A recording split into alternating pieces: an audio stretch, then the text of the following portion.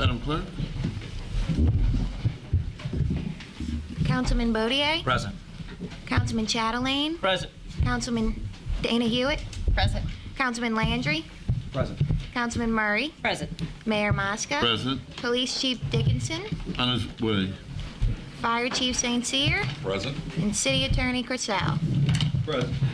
Are there any special presentations today, Madam Clerk? There are no special presentations. Chief, you have any? No, sir. Thank you. All right, next we're going to go to address the council. Because we have a large crowd here, I'm going to point out a few things. Number one, normally we have an ordinance which limits your addressing the council to 3 minutes. We'll probably be a little bit more lenient with that this evening, but I don't think we're going to go past 5 minutes each person. In addition to that, we have an ordinance that says when you address the council, that's what it is. You address the council. It's not question and answer. We don't provide any answers up here to your questions. If you want to make an appointment with any one of us, feel free to do so, and we'll talk to you about that.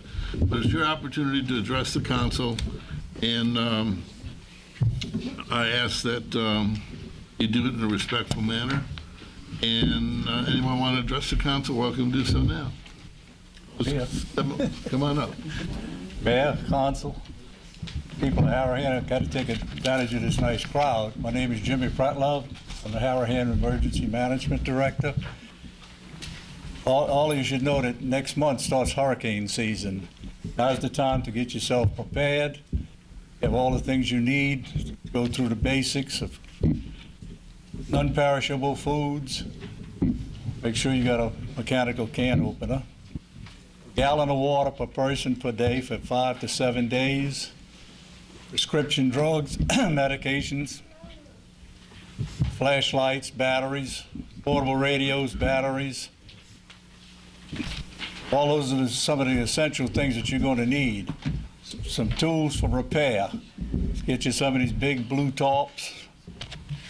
You get a hole in your roof and water comes in, you push your furniture all to the center and drape it. Make sure you have no thing outside that'll fly around in the wind. It's time for make your preparations for evacuation. They say we're supposed to have a light year, but we don't know for sure because they say we're going to have one of the hottest times this summer. The parish has still got its same plan, but a 50-hour, 40-hour, 30-hour. We're the 30 hours of the landfall to get out of Dodge. We would like everybody to get out. It makes it easier for the fire department, police department, the city, and the city workers. Parish will still take people to designated areas. They will take your pets, but you got to have kennels for them. Someone gets within the 30 hours, make sure you got gas in your car. Keep it tank filled up. If you're going to stay home, in the previous years, we asked that you bring your name and address to the City Hall, so after the storm's over, you'll be the first ones we'll go look for. People think because Katrina didn't do much to Harahan, well, they're not going to run away. Katrina missed us by half a degree. A half a degree is 30 miles. Look what it did down in New Orleans, East, St. Bernard, Plaquemine, just from that 30 miles that we dodged. We could have got that, we could have had a lot more damage. Make sure you, if you can, have a chainsaw, because that's probably one of our biggest things is tree damage. If you're going to evacuate, make sure you got cash. Don't rely on your credit card. These are all some of the basic things you need, and the biggest thing is common sense. Put your act together. Do everything you need to do. You have one thing I want to talk about: generators. Most people buy generators in the 55 kW category. You got a 3.5 to 4 ton air conditioned unit, refrigerator, freezer, and a bunch of stuff. It's not going to handle all of that at one time. I had a formula, I lost it.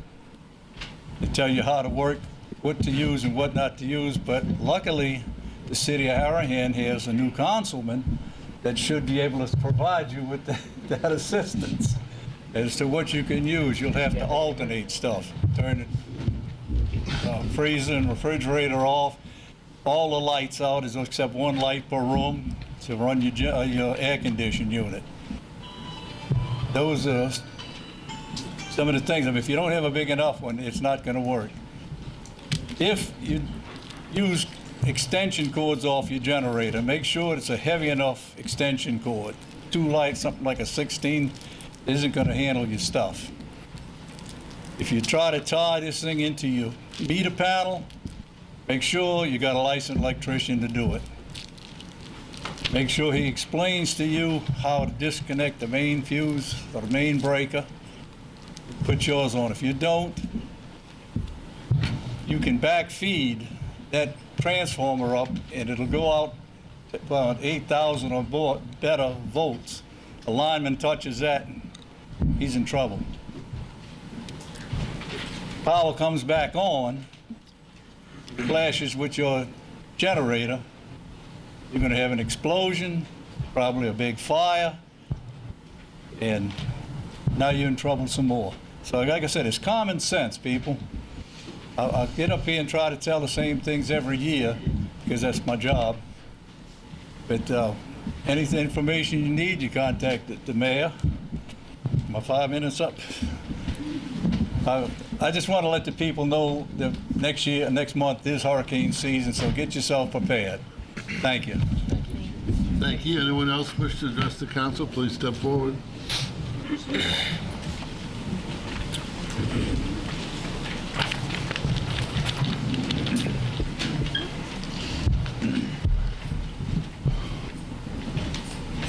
Hello, my name is Lee Bergeron, and I've lived at 1212 Generis Drive for the past 34 years. And I love living here. It's always been safe and quiet up until now. This year I've met with a real heartache. We have a reoccurring problem this year, which is the coyotes.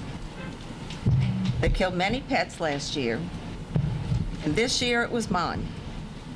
It was my little 17-year-old old cat, Prissy, who was my baby girl. On April 17th, I woke around 3 a.m. to some noises outside the bedroom window. By the time I got my robe and a floodlight and got outside to the driveway, I saw the back of a coyote running down the street towards the playground. So I went to the backyard to look for my baby, and of course she was missing. So things have changed now. Now we have to live in fear. We have reinforced our fence around the yard. We have to lock our little openings that we made in the gate strictly for her to get through since she became old and feeble. So we block these up every night. We open them up every morning. And the 2 other cats have to stay locked in every night. So my 2 others come inside at night, but now we wait until daylight before they're allowed to go out. I also awake very early every morning because before dawn, I go out into the middle of the street with my robe and my air horn, looking up and down to see if we have coyotes before I can let them out. We figure this is not any way to live. Some of my neighbors are here tonight, and they have concerns not only for their pets, but also for their small children. This also includes my daughter, who's here, who lives on West Avenue. And we know there's been sightings by the Harahan Elementary School. So, when these animals run out of dogs and cats for their food source, the question is what's going to be next? They're obviously coming back here again this year, which means they will come back again, and the next thing could be someone's child. I have neighbors who have children that play outside in the evening time. We know they can show up at dusk. It's not always in the middle of the night. So we have to solve it, and we need help to do this. Last year, Wildlife and Fisheries was here, and they spoke to us about going out there and banging the pots and pans to scare them off, which does not work. Because first of all, they're either there in the middle of the night, and even if they aren't, these animals strike so fast, you can't really do anything about it if they're there. So we're asking that maybe you all can take some action to help with this problem before we lose more pets, or worse, somebody's child. Thank you. Thank you.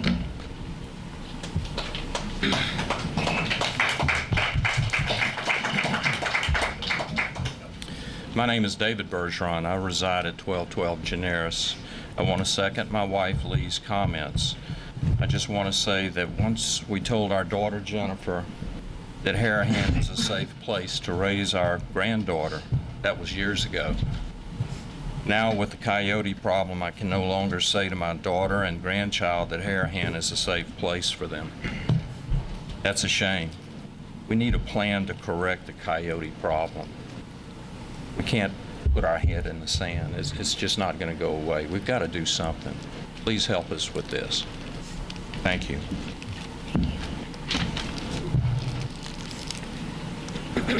Hi, I'm David and Lee's daughter. Like they said, I live on West Avenue, which is a little, a few more streets away from them. There has been a coyote on my street, and like an idiot, I've gone outside and clapped my hands and did whatever I'm supposed to do to make noise to make it go away. But there's countless signs, missing dogs, missing cats. Every other day there's a new one. And maybe you're not an animal lover or whatever the case may be, but like they were saying, after animals, I'm just really concerned what it's going to be next. I don't let my daughter play outside except in the backyard, and even then, I have to keep a close eye on her because I'm worried about it. But I know a lot of my neighbors, their kids are running up and down the street at dusk, and it just makes me nervous. So I think if there's some kind of guidance that we could have other than, banging on pots and pans and making noise. If quite honestly, I see a coyote coming after my child, I'm going to shoot it. That's just me. So I don't know. I think there just needs to be some kind of guidance sooner rather than later. Much better before somebody's child is hurt. Thank you. Thank you. My name is Tara Ridgedale. I'm a neighbor of David and Lee. I live at 1201 Generis Drive. I am very concerned about the coyotes. Not only do I have 4 animals, I have concerns I have to bring them in at night. We've all had wildlife as they build Elmwood up come into our area over there, the possums, the raccoons. I have personally chased these coyotes in my vehicle down our street 3 times. My sitter, who is there at nighttime with my small child, has called 3 times that she sighted them out there. My child is probably 5 pounds heavier than her cat. I'm very, very concerned. Another concern I have is whenever we do see the coyotes, they're coming from the canal area down further where the dog leg is on our street towards the playground. There are children at that playground all hours of the evening when it gets dark. What do we do? I think we need to do something about this, and we need to keep our children safe. I don't think the kids need to be at the playground after dark. I've never had to take measures in my house. I've been in there 16 years. I've never felt so unsafe in Harahan. I'm just imploring you guys to do something.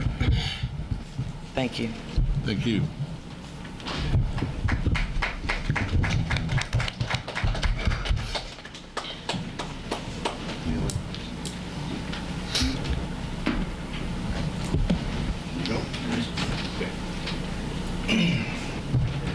Good evening. I'm Jimmy Dudenhofer, president of the Harahan Athletic Association, and I just came out to invite everybody to our first annual Parents' Night Out. It's a night for the parents to come out. It's Friday, June 1st, in the gym.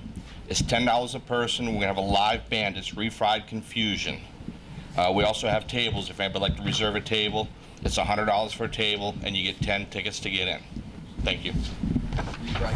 Refried Confusion. Good evening. Todd St. Cyr, I'm the fire chief for the city of Harahan. And our guys have come. I'd like to respond to the WDSU report that was run several weeks ago.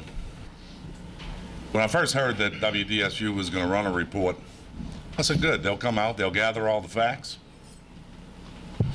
they'll do an unbiased report.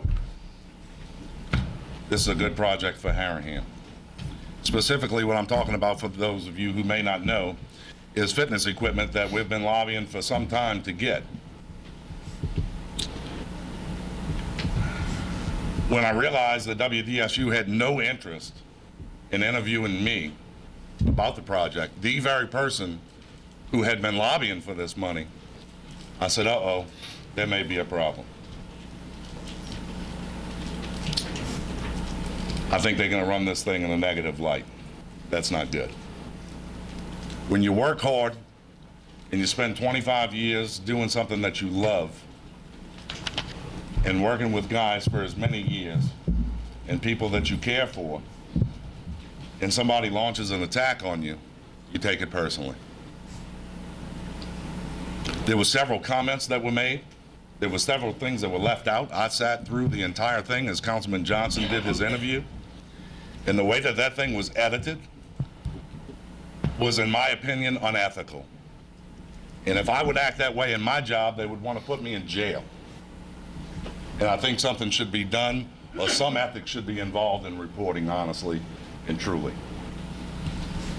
There was comments that were made during this report that were offensive to me, that were offensive to my men, that I didn't appreciate. One was Councilman Baudier made a comment about brother to brother, as if my brother Brian were giving me $40,000 to go and put a men's club together and put hot tubs and saunas and tanning booths in at the firehouse. Or at least that's the way that he made it appear or sound. Nothing could be further from the truth. I've worked with my brother for a number of years that he spent here on the council, as I was the fire chief, as I was the assistant chief, and as I was the captain with the position of liaison between the fire department and the city.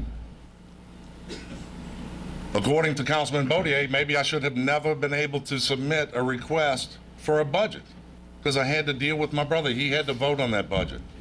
Not for me. It was never for me. It was for these guys, and it was for these people.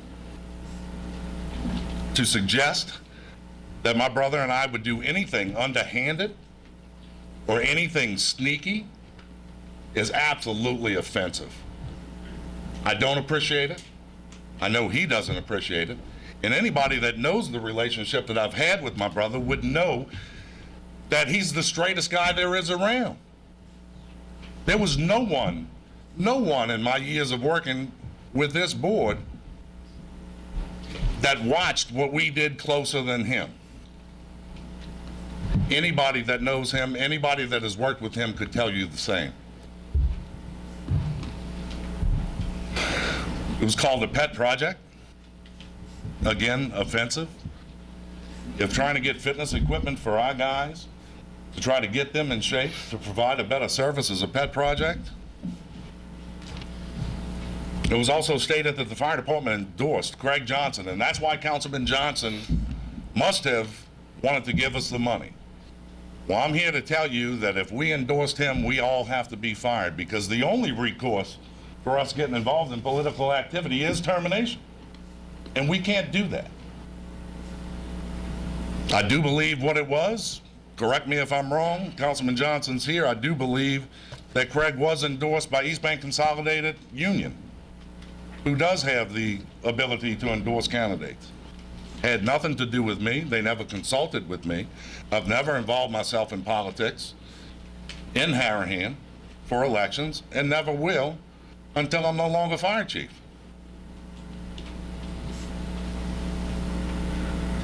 Now is not the time, is another comment that Councilman Baudier made. Now is not the time to buy fitness equipment. There are other things that we can do. And then we made reference to the other things that we could do is repairing a street, fixing a lift station, paving a sidewalk. I would hope that if there was a pothole on Colonial Club from one side to the other, I would hope that before jeopardizing my men or not doing something for my men to provide a better service for you, that we would put a detour sign and make people go around for a couple of months until we can find the funds to fix that pothole. But I would hope that the welfare and well-being of my guys would come before any sidewalk or street repair. I would hope that the entire council would feel that way. If not, again, it would be a shame.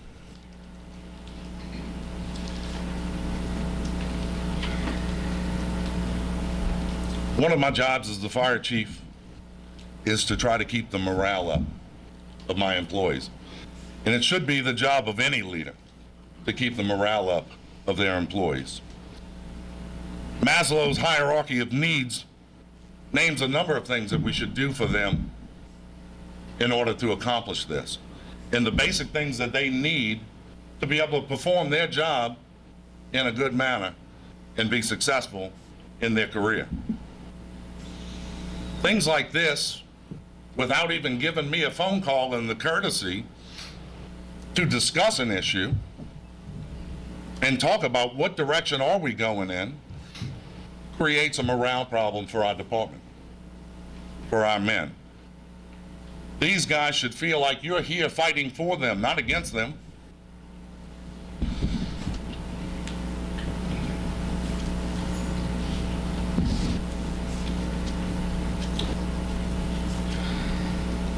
You know, we attempted to get funding for this project in 2011. I sent an email to Councilman Lagasse at 8:30 at night, and at 8:30 in the morning, he was already ringing my phone saying, "Chief, we're gonna fund that project."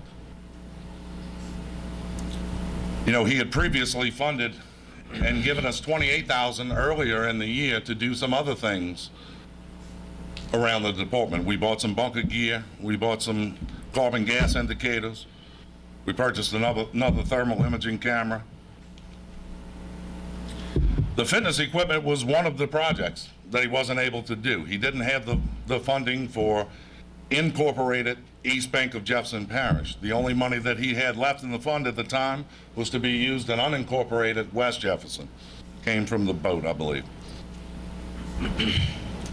When he couldn't do the project, he then committed to possibly being able to fund the project privately, possibly through his campaign. That fell through. Councilman Johnson, who I've worked with for a number of years and was mayor in 1996 when Harahan Fire Department had a fireman die in the line of duty. Excuse me, I need a sip of water. My mouth is getting dry.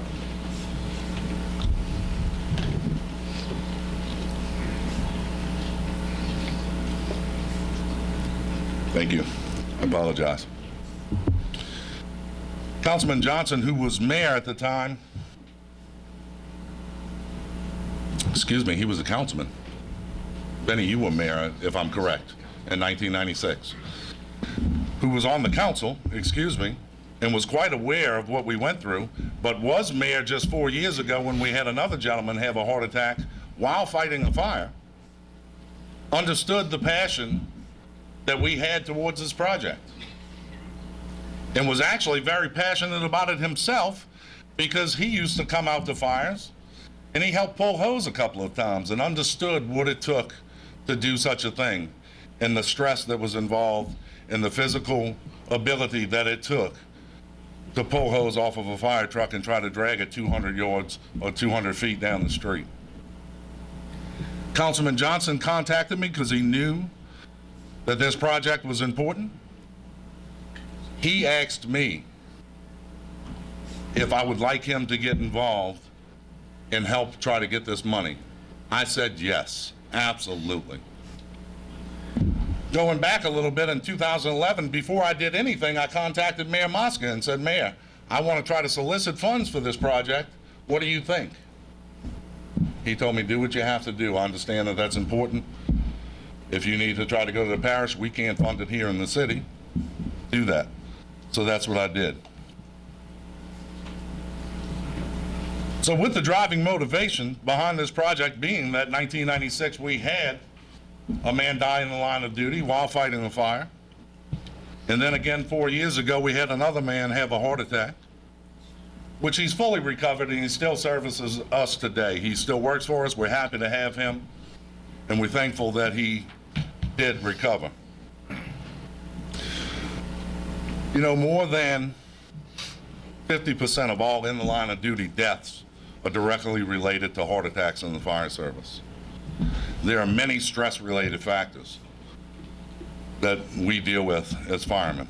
Stress from gear weight. Did we bring the gear bag in?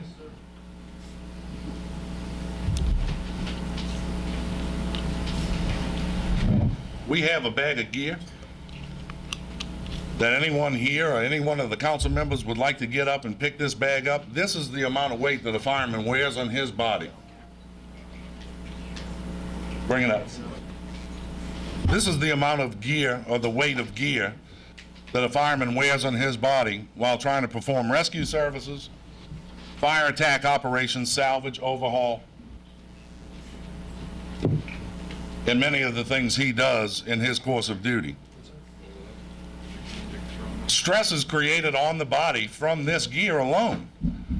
I would challenge any one of you to just put this gear on and walk around for 5 minutes and tell me what you feel like after. We deal with heat stress. Our guys go in temperatures upwards 700, 800 degrees. Causes stress. Physical stress from the things that they're doing, pulling hose, trying to perform rescue, doing search and rescue, doing all the things that need to be. Also stress to the situation to the firemen fighting the fire. To give a man a heart attack. All of this being said, that's why NFPA wrote the Standard 1500, Chapter 10, Section 3, that mandates a municipality to provide. Doesn't suggest. It mandates the municipality to provide such equipment for fitness, for a fitness program, in order to comply with NFPA 1582, which is the health standard for firemen. So if we don't provide them with something, then we're in direct violation of that, and we're subject to repercussions in the case of another incident. You know, in Harahan, stress level is increased. Above all of those things that I just mentioned, it's even increased further. What you have to realize is that we're working with one third of the staffing that NFPA requires us to work with. Not half, not 3/4, 1/3. We're required by Property Insurance Association to respond to every structure fire with 2 pumpers and a service truck. Each pumper is, according to NFPA, is required 4 people. That's 8. A service truck, which we're also required to respond with, is required 5 people. We have 4 people on per day. The work that they have to do when they get off the truck is more than doubled of what a normal fireman in a bigger city or a bigger municipality would have to do. These guys have to do 2 and 3 things to their fireman's 1, because we don't have the staffing that we should have. That adds to the stress level. Physical fitness is a key, absolute key in reducing stress. It's the only way that they can survive. We have some physical fitness equipment now. We have a treadmill. We have an elliptical. We have a cable machine. It's not enough. It's a piecemeal patch to what we've been trying to patch now for a number of years. It's not suffice. I'm not happy that that's all that we have to provide our guys. You know, it was also suggested in this news report that we send them to a training facility. Let them go work out at a gym. They'll get a reduced rate. They're firemen. Once again, that would be unethical. We can't accept such a discount. It's actually unethical to even offer it to us. But to suggest that they take more money, I don't have to tell you as councilman and the mayor what we pay our firemen. It's not what we should pay them. It's not what we want to pay them. It's not what I would like to pay them. But to suggest that they take more money out of their pocket to go to a gym to provide another service for the community is absurd, when it should be the city of Harahan's responsibility to look out for these guys. I'd like to offer a challenge to anyone in this room or on this board to come out, put the gear on, come pull some hose, come to the training center with me. We'll do some controlled burns. We'll let you come in and fight some fires with us. And if you can come back after and tell me that we don't need to be physically fit, I'll concede that you're correct. It's not going to happen.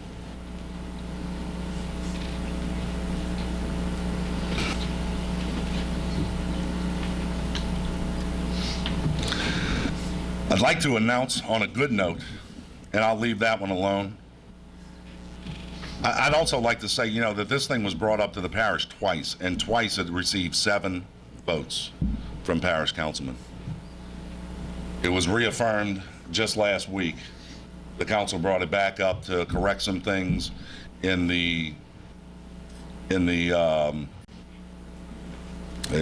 resolution. And I was happy that it came up in the way that it did, because one of the other things was said that it was done behind closed doors and there was no public discussion. Well, at this last one, there was. There was an opportunity for the public to speak against or for. I was proud to be there representing my guys. I was proud to have some of my guys there representing themselves. And we stood there and told the council what we were trying to do, what we wanted to do with their money. Once again, a 7-0 vote. Why one of our councilmen would come out and say the things that he said on TV without at least giving me a phone call is beyond me.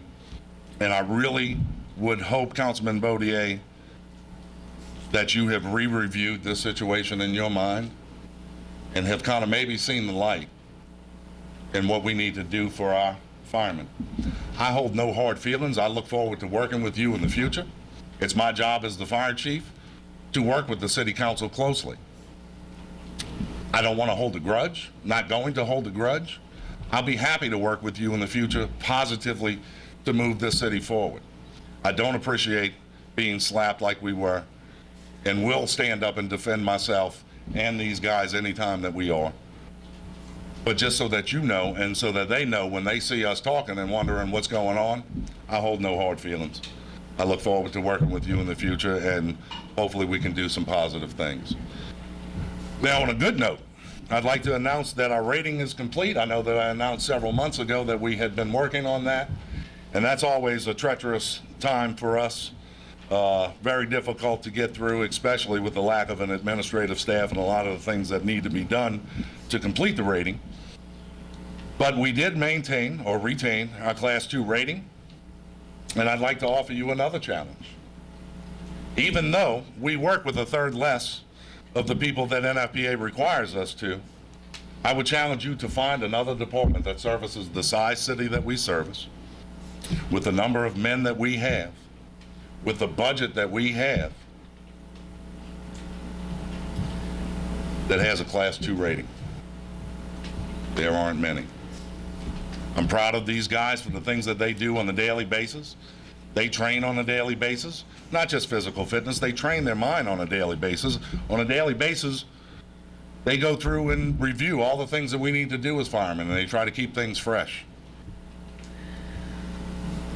All it is that we're trying to do is provide the best service that we can with what we have. I made that commitment a number of years ago when I accepted the job of chief, when the mayor so graciously offered me the job. I continue to do that today. We'll do it in the future, and I look forward to working with y'all all closely. Thank you very much. Thank you.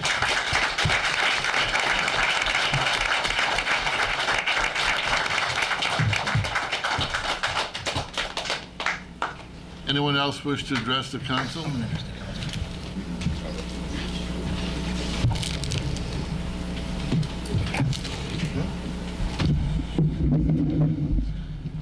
My name's Tim Bodier. I live at 184 Oakland Avenue, and I believe there's two sides to the story. When WDSU came and interviewed me, they asked me two questions. They asked me, do I think it's a good idea?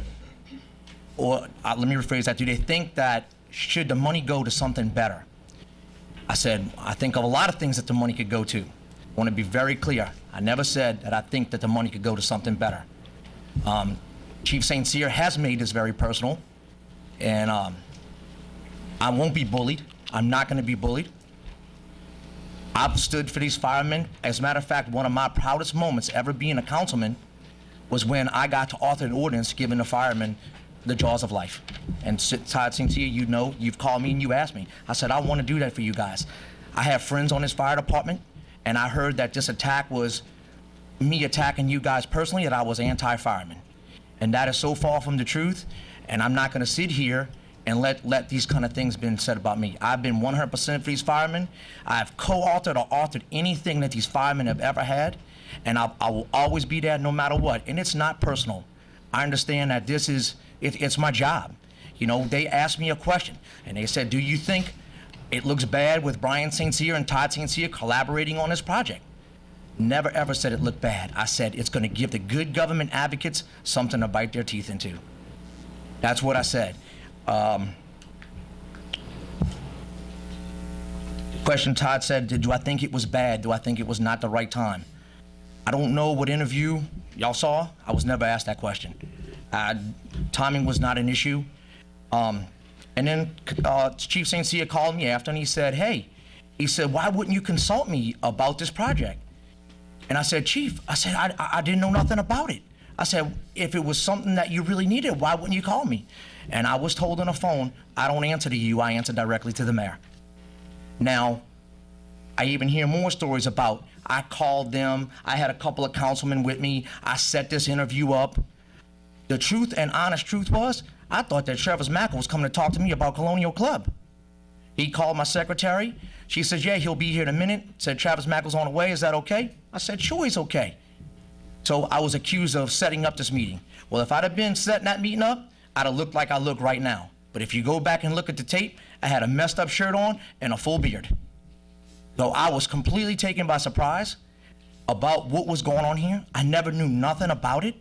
And I guarantee you this, if Chief St. Cyr had called me up and said, this is something I need for my guys, and this is something that we worked on, I would have never, ever, ever questioned it. Not one time, and never have I. I know that the chief's always looking for new employees. He always says that we need more, we're doing it with a third. Jesus, I don't know who more of an advocate other than Councilman Murray for me. I mean, I'm with you. I'd give you anything you ask me for. But I don't like, you know, I've actually got a couple of friends, and one guy here knows who he was, and I was actually slighted at the playground the other day. Our sons played ball for years together. Because I'm anti.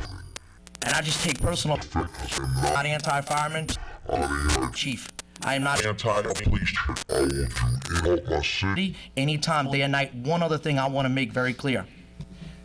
Chief St. Cyr stood up for his people tonight, and I understand, Chief, that's your job. You're the man. You should stand up for your people. Chief Mac Dixon should stand up for his people. But my job is to stand up for the rest of the citizens of Harahan. And like I said, I didn't know what was going on. Nothing was ever communicated to me to. So the best answer I could give at the moment was to do what my job is to do, and is to stand up for the people. Do I think $40,000 would be great in the gym, or do I think $40,000 would be great improving the city? My job is to improve this city. So I did my job just as Fire Chief St. Cyr did his. Thank you. Anyone else wish to address the council?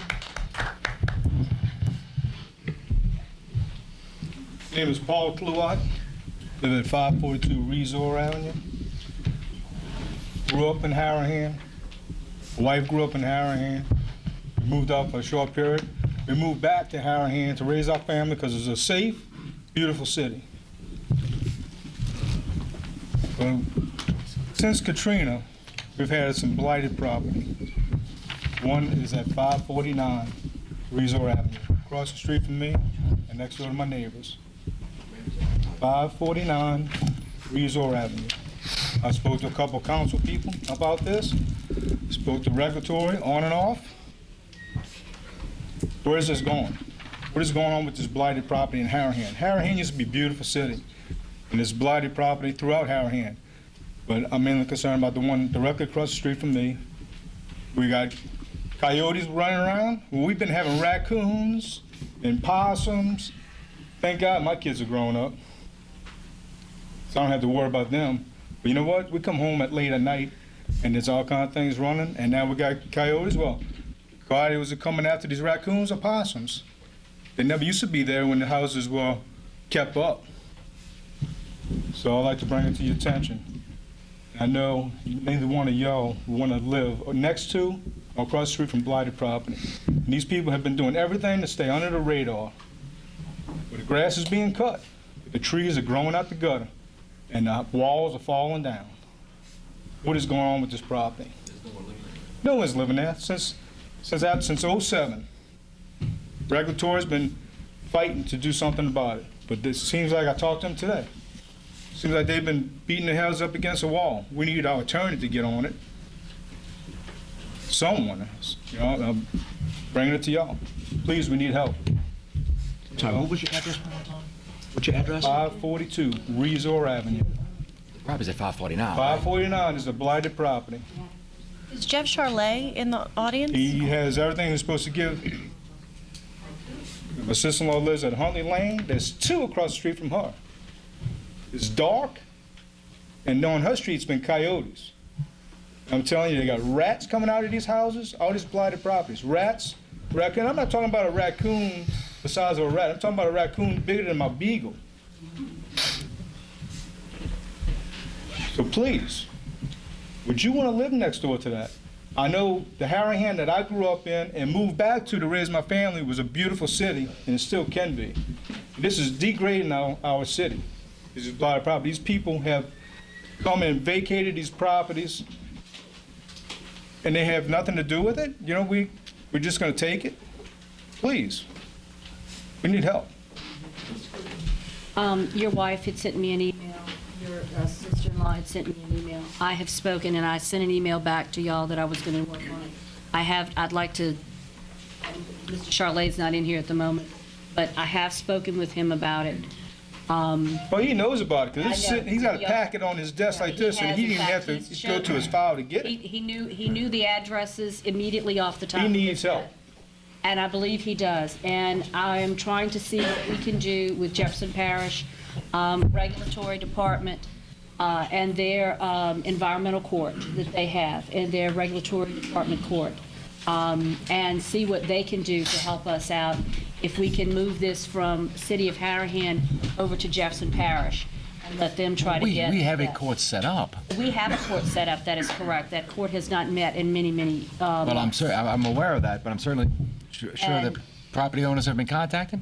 Yeah, the property owners on the blighted properties on Huntley and, we had Resor. talked about this, on Huntley and on Resor. We had sat down and talked about it, and I think you sent letters out to them and so forth, we're just not getting a response. And I think we need to We send don't that even a know step who further. excuse me, but we don't even know who the owners are. That was He's another tried, and somebody's paying the taxes. Probably Right. not. No, we checked onto that. He checked into it. Somebody's paying the taxes. Do something with it. I'm just sick and tired of living across the street from it. I put my Understand. house up for sale because I'm retired and I need to move on with my life. I would love to stay in Harahan, but I can't move on until, and the value of my property, I'm sure, is degraded because of this. Absolutely. I don't think he contacted me, but we will take care of it. I will get with I'll Mr. find out. Charlet tomorrow, and we will make some more discussion about it and see where we can bring this. And we will also speak with the mayor and see what legal ramifications, along with our attorney, and see where we can send this to next on those properties. I know I've had more complaints, not just from you people, but from you know, from you This and your has been wife, going on a but long from time, others Cindy. in that general. I know it We has. know, you know. For the last 2 years, I know they've been talking to me about it. We've been trying to get something. And it's not the only property, you know. Right, and we're well aware of that. it's a There's a shame. couple of them on Resort. Well, not just, I mean, all throughout Harahan. Right. You know, There are about 9 pieces of property. When Councilman Johnston was mayor, we had 9 pieces of property that we considered on the blighted list. And we had gotten, there was about 13 or 15, and we got several of them removed. There was some more, I would say, they were a little bit more promoted in trying to get this.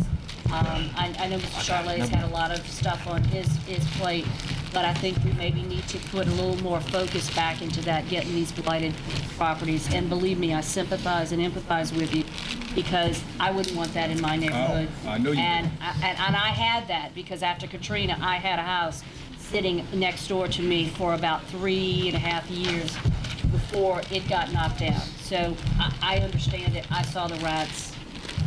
I'm with you. okay. Thank you. Can we discuss this a little bit, Mayor? Let's you wanna get address through the something council else? first. Okay. Jeff Shirley, I'm the regulatory director for the city. We were discussing it today, and just as I promised, I'd stepped out the office, out of the meeting to confer with the city attorney. We're gonna try to, it's a very complex situation, and it goes even further than many people realize. The city had actually given a permit and then canceled the permit. I wasn't involved in any of it, but, you know, so it's kind of like afterthought. But we're going to identify the property owners so know who to go after. Also, I've met with all the council this week. We're proposing some building code changes and updating, really, and property maintenance code is really where we need to be. I find in reviewing the city's rules about dealing with blighted properties, it's never been a concerted, comprehensive way of attacking the problem. It seems like there were little things added here and there, and so it makes it difficult legally to enforce. But I think that we're going to correct that, hopefully with y'all's support. We're going to be coming back with some property maintenance code, stuff that is straightforward and comprehensive, and I think that we'll get a much better result. But I am working to identify this property owner. It's very complex. You've got somebody who owned it, bankruptcy, a mortgage company in another state, and somebody else, not one of those two parties, that's paying the property tax for it. So it's not real clear even who's totally responsible. So we're all working on it, and I appreciate that. Dale Seminole, 140 McHugh, and I'll be very brief. The blighted property discussion, I'd like to add to that. One blighted property that's been blighted for 20 to 30 years is the Burger King location. This has been mentioned about once a year, and now it's my turn to mention it.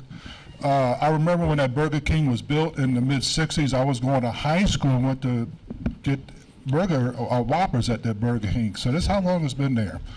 And I've heard various reasons over the years why it's still there, why nothing's been done, and I'm not going to go ahead and repeat what I've heard. It's just here to say it's what it is.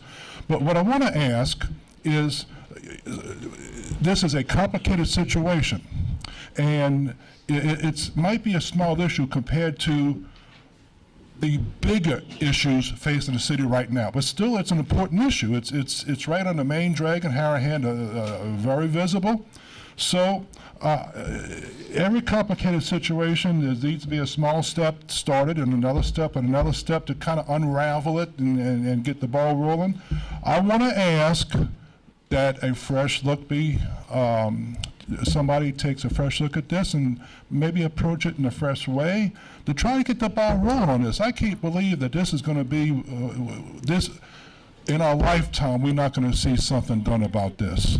So I just want to put this in the spotlight again this year to ask somebody on the council, the administration, to take a fresh look at it, see what can be done. If anybody has anything to say about it at the end of the meeting during the address to council, well, we'd welcome your comment. Thank you.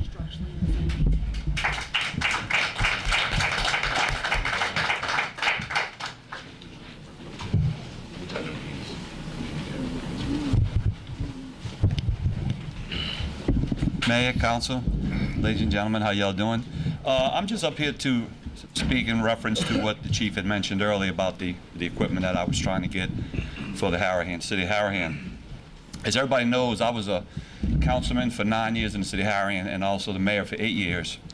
Know the needs of the fire department and the police department. Know the police department needs certain things, knows the fire department needs certain things. So we're trying to do what we can to help. I have a letter here that I received from the chief last year, from the two chiefs. The chief of police was walking out right now, and the fire chief asking me for equipment, asking everybody for equipment. The chief gave it to me and asked me if I would possibly help. I said, Chief, if I'm blessed to win this election, I'll do everything in my power to help y'all. Well, I was blessed to win, and I'm doing everything in my power to help.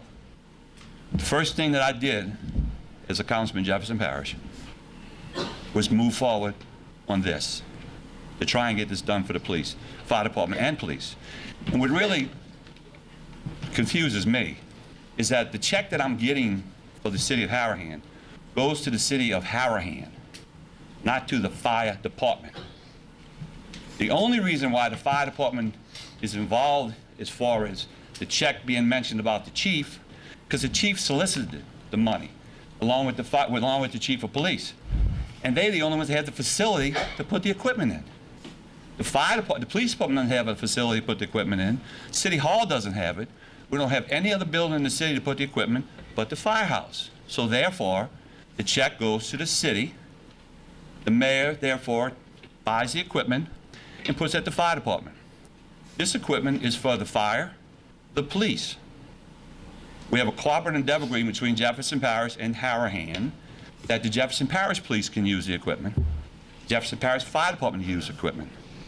Also, the mayor had sent out a letter about a month ago, because the mayor was excited we were getting the equipment, sent a letter to all the employees of the city inviting them to use the equipment. This is an all win-win situation. I represented the citizens of Harahan for 17 years. I gave my life, my blood, my sweat. A lot of people are mad at me because I made decisions they didn't like when I was mayor, as the mayor can contest. People will get mad at you. You got to do things that people don't like. One thing I never did do was do anything to hurt the city of Harahan. I, as all these other elected officials up here, and everybody here, loves the city of Harahan. I told them I would do everything I can. This is the first time in 47 years Harahan has had an elected official that was elected in the city go represent you in this Jefferson Parish, where I can help my city. I'm helping unincorporated area too. I help West Wego. I'm trying to help everybody. The mayor, I went to the mayor and said, Mayor, let me know what you need. Whatever you can do for you, I want to help you. The mayor sent me a letter to repair streets. I got a list of streets right here. The mayor was very nice. Go have a cup of coffee, relax. This is what we need. He gave me a list of streets. I told the mayor I was going to work for him and get the streets done. Maybe not all of them over this 1 year, but I'll work over the years and get the streets done. I'm only allowed so much money a year to spend in the incorporated cities of Jefferson Parish. I have 2 municipalities in my district. I have West Wego and I have Harahan. I only have $500,000 that I can legally spend in those 2 communities. I'm doing everything I can. If I can do $200,000 a year of street repairs for the city, I'm going to do it. The mayor also sent me a list of drains they wanted to be cleaned. I had already arranged with the parish to come in and take a 2-week period, have the flush machines in the city to clean the drains. So I have been trying to do other things besides working on just the fire department's exercise equipment. I learned the other day that the farmers market everybody knows about, they have a tent out there. The tent was going to be taken. This is little things, but you got to think, this is little things. The guy wanted his tent back, so he asked the city if they could buy it. The city didn't have the money to buy it. I bought it, Paul Johnston, to let the city use it. they can have the tent and use it for their affairs. I do anything the city asks me to do if I can legally do it. I try to work for the citizens, try to do a good job for everybody, including my unincorporated. I have a big area. I have 90,000 people in my district. I represent both sides of the river. I'm doing everything I can to help everybody. What upset me more than anything was when Councilman Mr. Baudier said that $36,000 can go to streets, drainage, or sidewalks. Ladies and gentlemen, you know how much $36,000 would do in streets and drainage? About this building. The length of this building, 100 feet maybe. I'm looking to spend hundreds of thousands of dollars of monies that we have that we can use on these projects, trying to help the city. I've never turned the city down. That's why the mayor's got 2 resolutions tonight on the agenda. One is for streets and one is for drainage. The reason why he's got that, I asked the mayor. I said, Mayor, for me to do anything for the city, I gotta have all your elected officials together. I got your elected officials fighting me who's trying to help you. I don't understand this. It really, when I saw it, when Trevor Mackel called me, man, I'm excited. I want to bring a check to Harahan. I want to bring him a $36,000 check. It's the first thing I could do for my city as a councilman. And I'm saying, God, I'm going to bring that check. I can't wait. But what happens is I have to go through some dealing with cooperative endeavor agreement that we're getting together. The money's not there yet, but we're still working on it, and we feel very confident that we will get the $36,000 to help the city. Is there anything I can do to help the city? I'm there. The chief's got a resolution on my agenda next week, for 3 computers, laptop computers, that I'm going to approve. I'm going to get it passed. Anything I can do for the city, I'm going to help them. But I was very upset when I saw that television ad. I thought it was a cheap shot at myself and my aide, who works his butt off. I've been there 17 years, and I've dedicated my life to the city.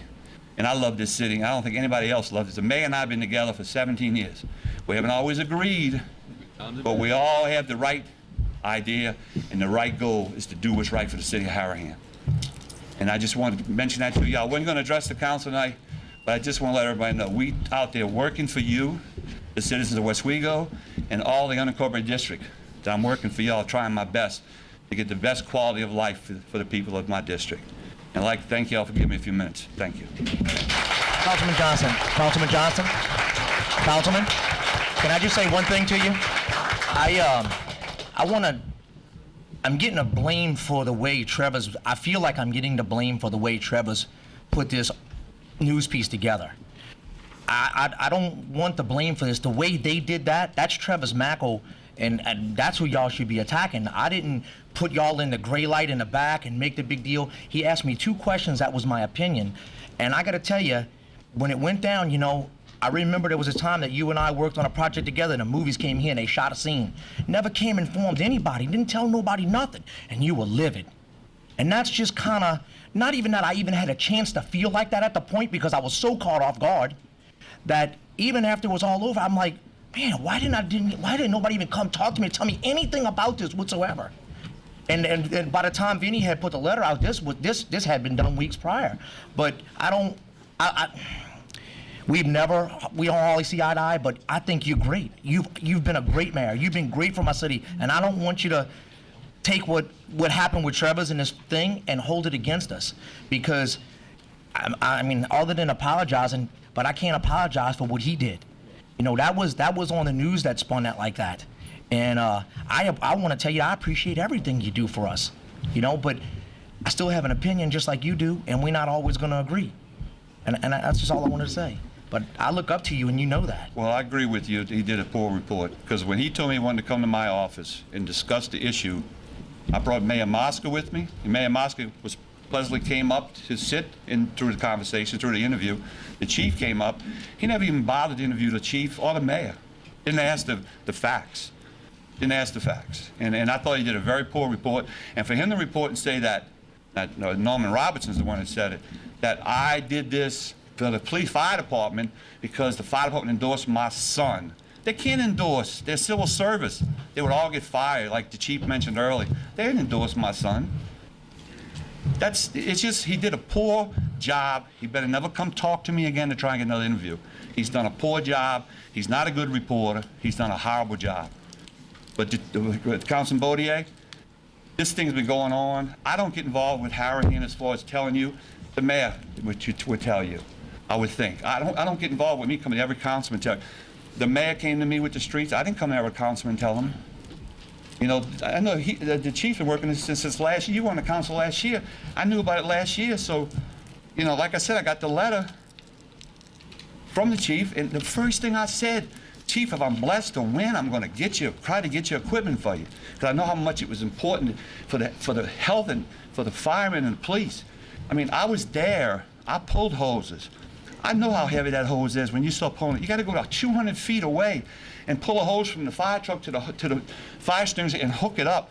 And I was in shape back in the 90s.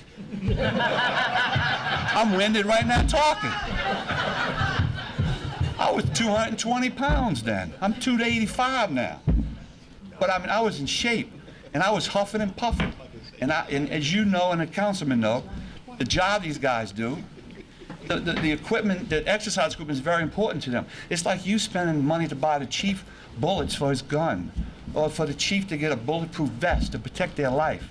Exercise equipment is something that firemen need to help them be strong, have a good heart, a strong heart, not a good, they all got good hearts, a strong heart, so they make sure they don't get sick. And like one of the firemen, like he said earlier, had a heart attack. The other, I remember Juju, when Juju Pad died on a heart attack at the job. You know, it was horrible, because I was on the council at the time. I understand where you're coming from, but believe me, my goal is only to help the city. I'm not here to hurt it, but I want you guys to get together. I didn't mean to work against you, and I just wanted you to know Well, that the I'm news very- guy used it. He used it. He did use it, and it was. He made me feel like I was in the mafia, because they took pictures of Todd and his brother down here. I'm sorry. You know, in the old days, The mafia doesn't exist.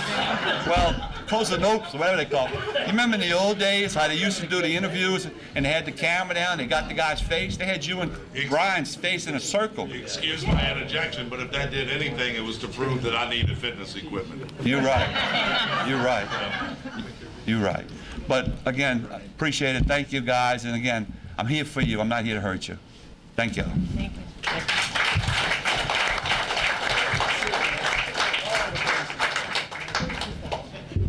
Well, we do have some problems in Harahan.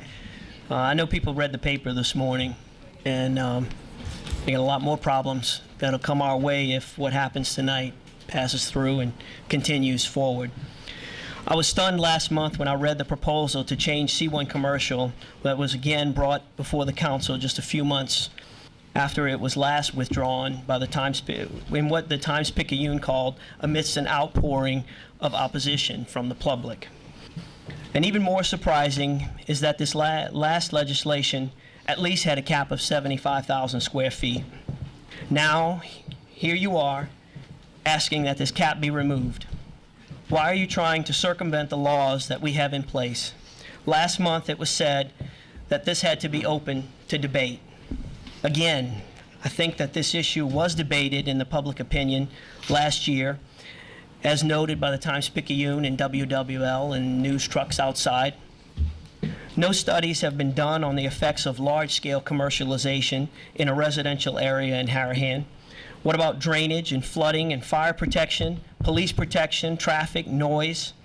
Let's debate those effects on people's flood zone status, people's homeowners' insurance rates, and their quality of life. People were not willing to grant a 75,000 square foot building to C1 so that Colonial could stay afloat. So what makes you think that they're okay with giving unlimited power to the council to grant whatever square footage they seem necessary to put in C1? It's a blatant disregard for the laws that we have in place.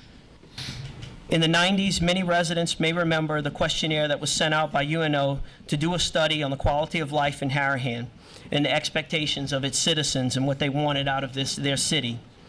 Mayor Mosca was a part of that, as were other people involved. That change would become Ordinance 1333. What they're trying to do today is change 1333. I researched this ordinance that we have, and it very closely resembles almost every other city in the state. Please go to www.municode.com and you can look at every municipality in the state and look up their C1 zoning rights. C1 universally means neighborhood commercial. All C1 is capped at 10,000 square feet, with the exception of, I think, Gretna at 15,000 square feet. I could not find any municipality in the state that didn't have a cap. That's unheard of. Why do we need to remove the cap on our C1? No one in their right mind would put C2 on the property that is colonial because it would be detrimental to our community. So what our elected officials want to do is allow C2 large-scale commercialization of that area, put a nice pretty package on it, and call it C1. Last time we demanded to know what was going on with the massive changes to our zoning laws. Now you're proposing to cut the citizens completely out of the democratic process. We were brought into the town hall meeting last month by our mayor to find out what was going on with Colonial. I came away with a really good feeling about that meeting. We were told that there was nothing that could be done because we didn't know who owned the property. I know that that meeting now was a complete lie because there was something that was being done. This legislation was being written to uncap C1. I don't think that we are being unreasonable when we demand that all of our citizens, developers, and elected officials follow the same laws. We cannot allow our elected officials to adopt playground rules and make this stuff up on a case-by-case basis as they go along. Quoting the Times-Picayune this morning, someone said that this law would set up another check and balance for projects that are over 10,000 square feet. We already have a check and balance for projects over 10,000 square feet. It's called C1, the C2 commercial, I'm sorry. And what I want to close with is if anyone can answer this question for me, is I've heard that this particular legislation only grants powers that the council already has. Well, if the council already has these powers, then why is this even being proposed in the first place? Thank you.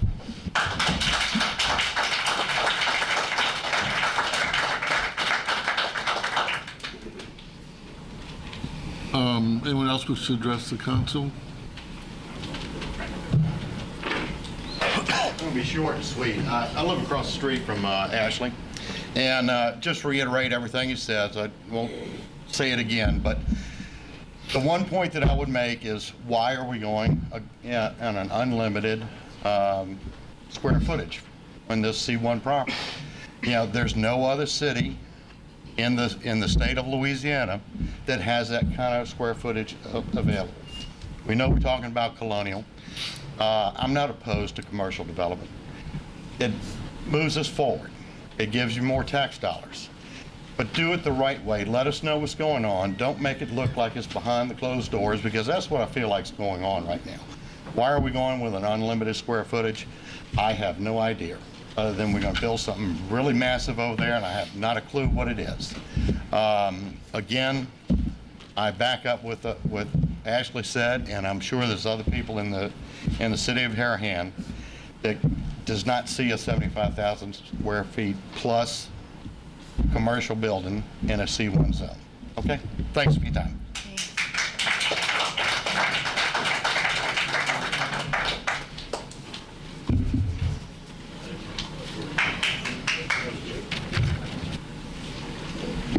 Okay, I'm going to use the mic so everybody can hear. My name's Judy Johnson. I live on Oak Avenue and have since 1952. I was on the zoning board for 30 years. I helped write 1333. I do not understand why this council wants to change this ordinance to allow unlimited square footage in C1 when there is a cap in C2 of 25,000 square feet. So you're making C1 bigger than C2, which is a higher classification. But this does not only affect Colonial. This affects every piece of property that is adjacent to a C1 piece of property. Okay? If you look at the map back there, you can see where it hits. All the red on that map is C1. every piece of property marked C1 would have unlimited square footage allowed. So what can they build next to your house? This is not only for Colonial. This changes everything in the city. Mr. Cambry did a wonderful job of looking at this. West Wego, Canada, Jefferson Parish, Gretna, Orleans, and Slidell. No one has 10, 25, 30. We have, Gretna is the only one that allows 15,000 in neighborhood commercial. We allow 10. We are more than most of these people. West Wego is only 75. Kenner is only 45. So maybe we should all move to Kenner? You know? C1, zoning is a progression. You start with the highest, which is industrial. You work down to C2, you work down to C1, you work down to multiple family, then you work down to R1. And R1 is us. It's everyone in this room probably who owns a home. I don't want C1 next to me. Unfortunately, I have C2 next to me because a previous council didn't adhere to the rules of zoning. I currently have a house next to me, but when she moves or she passes on, I don't know what I'm going to get. But I know it can only be 75,000 square feet building, which they can be 2 stories, 3 stories, 4 stories, up to 45 feet. So I don't know why the council wants to do this. I gotta interrupt you, Judy. Everybody keeps saying the council wants to do this. There's been a piece of legislation put in front of us. Nobody put it up that I'm aware of that from this council, but it's been put in front of us. It's our job to look at that legislation. Not that you're for it or against it. We have to look at it and read it and see how we look at it. You know, I mean, you keep saying the council's looking to change it. I live on Colonial. I'm not looking to change anything. Now, there's way, but I'm not supposed to do this either. I'm not supposed to take, oh, hell with that, throw it away. There has to be some sort of discussion. If a councilman puts his name on it as a piece of legislation to be looked at, it's my job to look at it. Like if I put an ordinance up, I should get the respect of my other 4 councilmen to look at it and read it. So please stop using this general term. I'll talk more about this when it comes up, but it's not the council. It's a piece of legislation that's been put in front of us, like the zoning board members, and you're well aware of that. If something comes in front of your board, you have to look at it. You just don't say to hell with it, I'm against it, and walk out the door. You're exactly right. However, the mayor wrote this. Well, which councilman is going to vote against the mayor? Well, I know. How many, Benny? That's done all the time. I'm just, guys, this is, anyway. Anyone else wish to address the council? We have Mr. Valvassa, Mr. Charlotte address the council. You want to do it now? Yeah. No.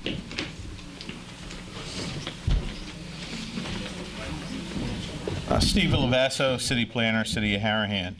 I was going to wait until it came up on the agenda, but I'll make comments now. I'll be available, of course, to answer questions later on or right now, whatever y'all like. A couple things. First, this is a proposal to amend the text of our zoning ordinance, 1333 as we call it. As we all know, our zoning ordinance is made up of 2 things. It's made up of the book and the rules, that's the text, and the map, okay? This has nothing to do with the map. So we're not talking about a map change. We're not talking about any particular piece of property. We're not talking about a subdivision application to create a lot to apply a zoning category 2. So I just, that kind of confuses people sometimes because all we're talking about is the rules tonight. The map, which is on the back wall, is unchanged. In order to change the map, you would have to go through a process. It would take 6 months to a year, many public hearings, similar to tonight. So all this does is propose to change the text. A couple of things were said. Number one, tonight, I need to correct some things. This doesn't create any permitted uses in C1. As a matter of fact, this proposed ordinance sets up a set of conditions which planners call conditional uses, and it doesn't permit anything in C1. It sets up a process that the city would use to decide whether or not to allow a use to occur.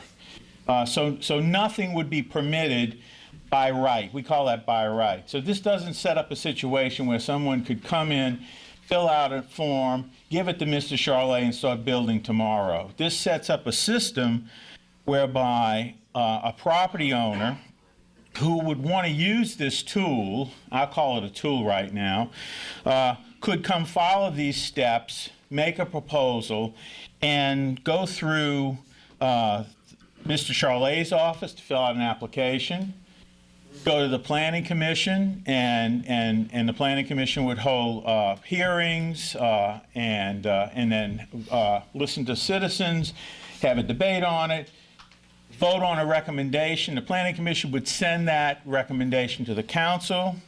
The council would hold it, put it on its agenda. I think it's important to put this in the record. If you just let me go through this, if you don't mind. They would, you would put it on first hearing. You would let people talk about it like you're doing tonight. A few weeks later, 1 or 2 months later, you would actually put it on your agenda. You would hold another public hearing. You would maybe vote on it that night. You might hold it over till the next month. Then based on your vote, the mayor would have the right to veto that. He has that right as a Larson Act city. If he exercise that right, it would go back to you again. You would have the right to review that veto and either agree with the mayor's veto or overturn that veto. I go through that Civics 101 lesson because that's all this ordinance says. This ordinance takes a whole bunch of pieces of 1333 and other laws and regulatory systems in our city and puts it all in one spot so that somebody who is interested in proposing a project that meets this criteria, that they may want to change the map one day and go through this multi-year process, they have a roadmap. And from a planning perspective, this does not set up any permitted uses. It does not give anybody any rights that citizens of Harahan don't have today. And I was the person who said to the Times-Picayune, this sets up another set of checks and balances for the city, because I believe that this does set up a checklist for anybody who wants to do something in Harahan, whether it's a big project or a little project, a way to do it, and it sets out the system that tells everybody, here's the checks and balances and all the groups you need to go see, and all the hearings you have to go to, and the rights that the regulatory department has, the rights that the planning commission has, the right that the council has, the right that the mayor has, and then back to the council again at the end. So that's really a perspective from the ordinance itself. I want to say a couple things about C1 and C2 because I've been saying this for about 2 years now, and there's a lot of confusion, and it goes back to, and I'm going to say this for the record, a mistake that was made in C1 over 2 years ago when we were considering a series of warehouses on Hickory Avenue. And if you look in C1, and you look at general retail services or repair establishments similar in character to those enumerated in this section, but occupying not more than 10,000 square feet. I'm going to say it for the record, the 10,000 square feet was always attached to the warehouses. And it got put into C1 with an erroneous comma and an erroneous conjunction for all the English professors out there. And it was designed to control the size of warehouses on Hickory Avenue. For the record, we all remember this. So what was C1? Well, C1 was general retail services. We never had a limitation on it before because the size of the facility was determined by the process that we have set up in the city, which this new ordinance lays out very carefully, and the size of the lot. In other words, if you come to Mr. Charlet with a little lot, you only can put a little building on it. If you come to Mr. Charlet with a huge piece of property, well, maybe you can put a big building on it if it meets all the other criteria. We didn't, and if you read C2, and I have to point out Ms. Johnson is wrong, and she knows the ordinance very well, I agree, but C2 does not put a 25,000 square foot limit on general commercial. C2 puts a 25,000 square foot limit on offices. And what is the limit on general retail services in C2? None. Because the first use in C2, and I'm sorry if this sounds like a planning lecture to everyone, is any use permitted in C1. So she's right. We have a cumulative zoning ordinance. So C1 is transferred to C2, and we don't have a size limit in C2. So this new ordinance does pull pieces of our existing rules into one part. It does give a roadmap for anyone who wants to develop a piece of property in Harahan, and I believe it gives all the parties involved in these important land use decisions the rights that they need and the checks and balances that I said we have. So I'll be glad to answer questions. I'll be here the whole meeting. Are we going to do this now, or are we going to wait till the... Let's let Jeff talk first, and then go from there. Thank you. Jeff Shirley, I'm the regulatory manager for the city, and I enforce your zoning ordinance.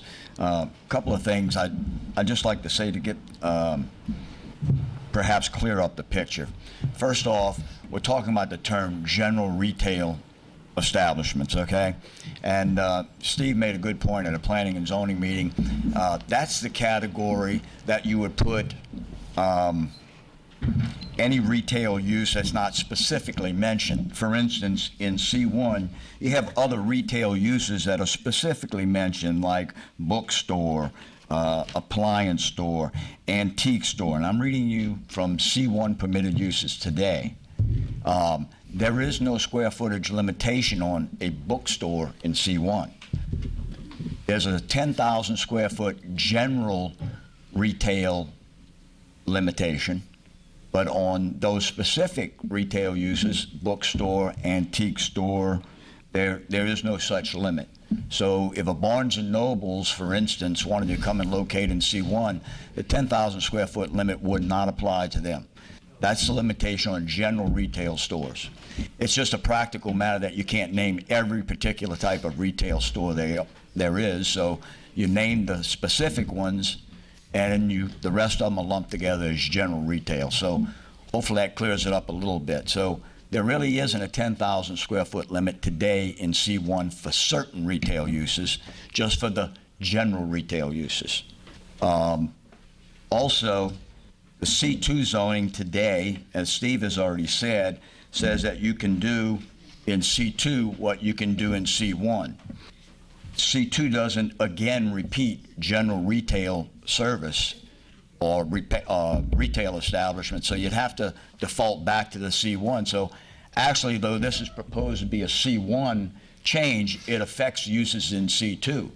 Today, in C2, a general retail, not one of those specific retail establishments, but a general retail establishment in C2 is also limited to 10,000 square feet, because that's what it says in C1. So the other thing I'd like to address is, I've heard the word unlimited, unlimited, unlimited. By and large, the greatest limiting factor in any development is the ability to provide proper off-street parking to serve the establishment. And it's generally, it's not a formula. In some communities, they have a formula where you have to have, twice the area for parking as you have for store size or something like that. But for a practical matter, it's typically about twice the size of the store in parking. And so it winds up being that parking is really the limiting factor. As Steve has already said, a small lot, just because you would have an unlimited square footage perhaps, doesn't mean that You could have a huge building and not provide parking. Generally, parking is what's going to dictate the size of that building. So I just wanted to clear those couple of things up. It does, and I agree with Steve, that this proposed ordinance does give a series of public hearings that you aren't allowed today, or not provided for today is probably the better way to say it, where there's much more public input than what you would have, say, for instance, I use Barnes & Nobles or Best Buy as another one I can think of that's an appliance store that would not be limited by the 10,000 square feet in C1 today. So this would typically give you more control, not less. And so hopefully that's cleared a couple of things up for you, and I appreciate your time. Thank you. Is it the council's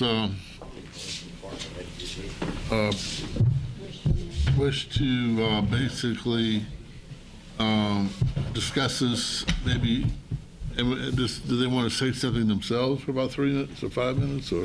I'd make a motion to amend the agenda and go straight to this. Can we do that? Sure. We're already on a topic? Sure. All right, motion by Landry, second by Murray to amend the agenda to go to ordinances for introduction, first reading. Madam Clerk, this is an ordinance to amend ordinance number 1333, section X1, C1 neighborhood commercial district, section B permitted uses. I will preface the fact that this ordinance went to planning and zoning already, and they did recommend it. Was that a unanimous vote, do you remember? Yes, sir. Planning and zoning unanimously recommended this ordinance. Now, what is an ordinance for first reading? An ordinance for first reading is an opportunity for citizens on either side of an issue to come to a public hearing and address their concerns. Without a first reading, you don't have an opportunity to be heard. You don't have a public hearing. In the United States of America, we relish the fact that we have public hearings and people on both sides can articulate their viewpoint and there can be a vote. To cut off that altogether is like saying, forget public hearings. This is a dictatorship. We don't need to discuss it. I don't care if there's only one person against it. That person doesn't have a voice. Well, to put it out for a first reading only allows the voices in our community, whether they're 2,000 or 10 or 15, to come in and articulate and express their opinion, which each one of you sitting here obviously wants to do. So a public hearing allows that. Now, one other thing. Someone asked me, did you write the ordinance? Yes, I did. I don't get to vote on the ordinance. Councilman has to propose the ordinance, but I did write it. Why did you write it? I'll tell you why I wrote it. Right now, our sewer system needs about $4 million worth of repairs to avoid excessive fines from EPA and DEQ. We have secured that loan from the state, but it will not be funded to this city until we can show what our repayment plan is going to be. How are we going to repay the $4.4 million that they're going to give us for less than 1% interest? I have not, the council has not been able to come up with a repayment plan. Until we do, we don't get the money, there's no sewer repairs. We are in dire need of sewer repairs. Look around the city, you'll see some sewer work being done. A lot more needs to be done. Secondly, because of Hurricane Katrina, we owe the federal government $364,000. It was a loan we got from the federal government that we have to repay. As of today, we have no way to repay that loan. There's nothing set up in our budget to repay $1 of that loan. So we got to repay that. We need about $800,000 of street repairs. I don't know if you live on a street that needs repair, but if you do, you can sympathize with what I'm saying. And we need, apart from the sewer problems, we need about $600,000 for our drainage. Now, where do we get that money? We have a $5.3 million budget. I wrote this ordinance because it allows an opportunity to have some different options. Maybe this council won't vote for the options. Maybe the people in the community will tell this council, we don't want those options, vote them down. But at least we're coming up with some options that we may need to look at in order to provide services to our citizens. And also, I've been talking to lenders and bankers the last 18 months. They are very confused about our ordinances in terms of C1, C2, XX, whatever it is. They just want an opportunity to know what's the ground rules. If they do want to lend money for a project, this ordinance sets the ground rules. It doesn't set automatically approval of the council for anything. All it does is it gives a new option, and it gives lenders visible opportunity to see that they can present to this council and the community a project.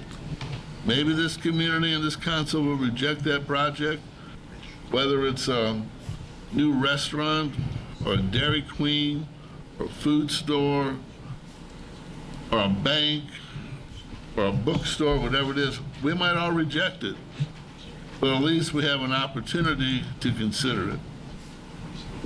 Councilman Landry? Please, I've got something in my mouth. Can you go to someone else? May I take it? Sure. For the record, and it will be put in the minutes, there was a slight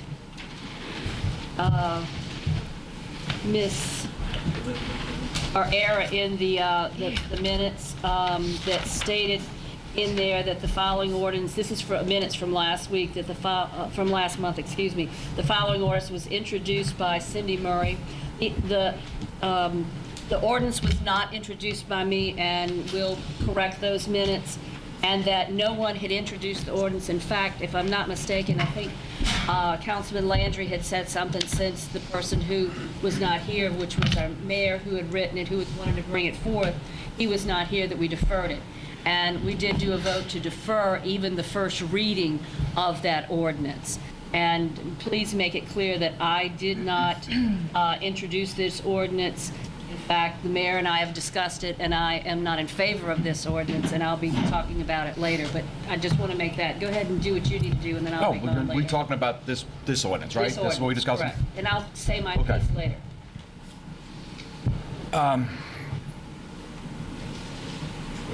Let me just say this.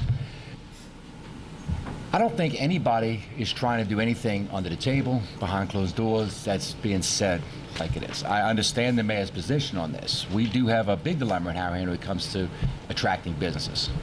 What we love about Harahan so much, businesses do not like.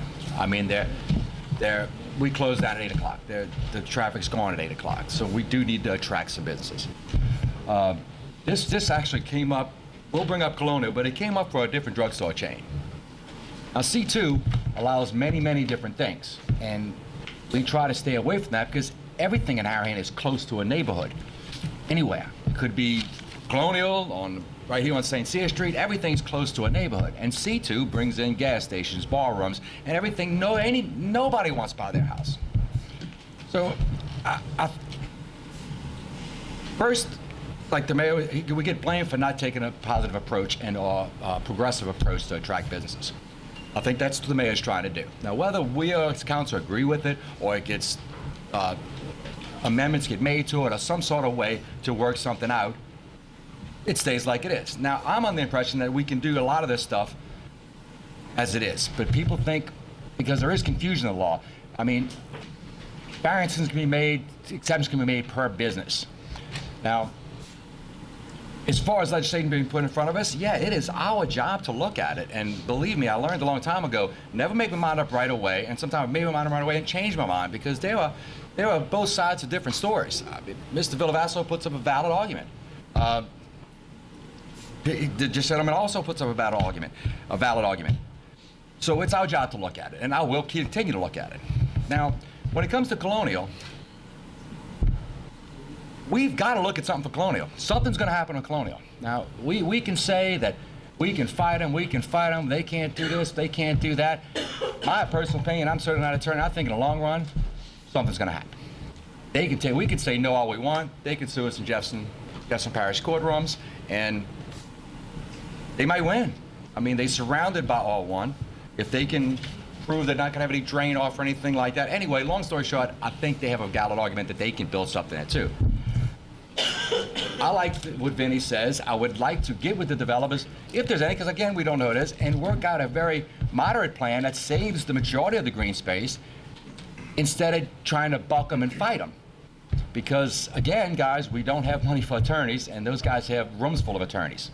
So if we can sit down and have a reasonable agreement and limit their building, that may be the way to go. Instead of trying to fight, we may be able to hold them up for 2 years, but I live close to it, and it doesn't look all that great right now. And again, by law, we can only keep 8 inches of grass, make them keep cut like that. So I think this is what people are looking at, and I think this is the mayor's approach to try to figure out some sort of way to make a reasonable negotiation with whoever deciding to go to Colonial and to attract some sort of businesses in Harahan. I'm asked all the time, why don't more businesses come to Harahan? Why don't y'all do something to attract businesses? And when every time we do, it's kind of, you say, well, now you're trying to do this, now you're trying to do that, you're doing something underhanded, you're doing something behind the closed doors. There's nothing underhanded about anything. I mean, everything's in the public, it's printed in the paper, there's posted signs on top of City Hall. If you're paying attention to what's going on, you'll know what's going on.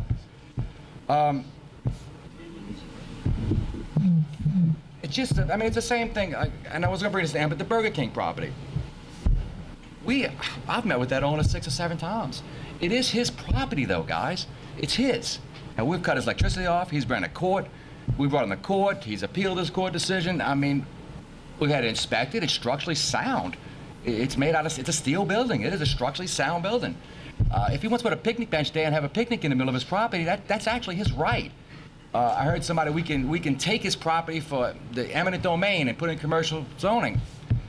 I am absolutely against that. I don't think anybody has the right to take somebody's property, no matter what he wants to do with it. He is an older gentleman. He's been offered some superb deals, in my opinion, that he should have had it back in the commercial development, but he chooses not to. So what do you do at that point? Same thing with Colonial. They say, well, we buy it, or we'll get a grant, you can get the property, we can get the property. I don't know, even if we come up with the funds, the man's got to agree to sell it to us. It's his property. Then he's got to agree to sell it to us cheap, so we can afford it, so we can save the property. Well, I don't know how you convince a guy to do that. I don't think anybody in this room that owns a piece of property like that say, you know, I'm a good guy, I'm going to sell it to Harahan cheap, so they can preserve the green space. It's his property. So, again, I get back to, I think we should try to get along with the people, try to make some sort of deal. I think people understand what I'm trying to say. You can't take that. I'm going to say it all the time for people on the camera.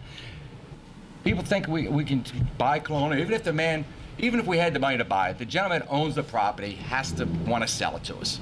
He has to agree to sell it. And at that point has never come, though I think it will come. So, I mean, again, there's all kind of ways to look at this.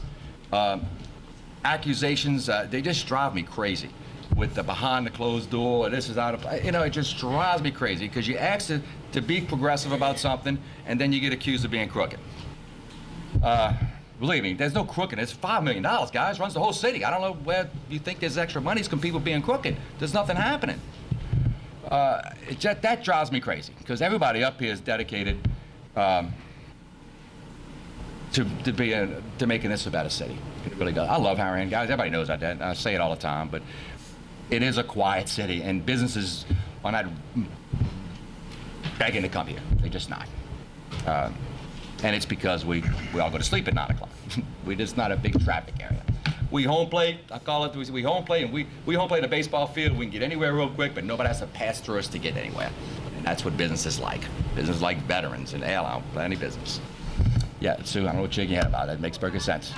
I'm agreeing with you, and I'm thinking, so why are you trying to attract business? Obviously, Exactly. business doesn't do well here. You just said it. Well, if We can't afford the repairs we need to make now in the well, city. if they can show us a plan, well, if they can show us repair, well, they can bring somebody in. Maybe we need to come to that. Absolutely. You know, and you waste. I've heard that many, many times. You waste $250, and you don't even do what he says. He spends time, money. You spend time. You spend our money on these studies, and then what? Did he make a mistake in that original study, and now it's got to be changed? Well, people make mistakes, Sue, and you know what they do. I understand that. But I've heard the Jefferson Parish thing many, many times, guys. You serve it, but I don't know where you're going to go to in Jefferson Parish. I've heard this many, many times. And I would be the first on that thing. and I think your services would go down the tubes. And I do think your service would go down the tube. Let's go. Well, with, if it was Jefferson Parish, that building would be up by now. It'd have been up, guys. I promise you'd have been up.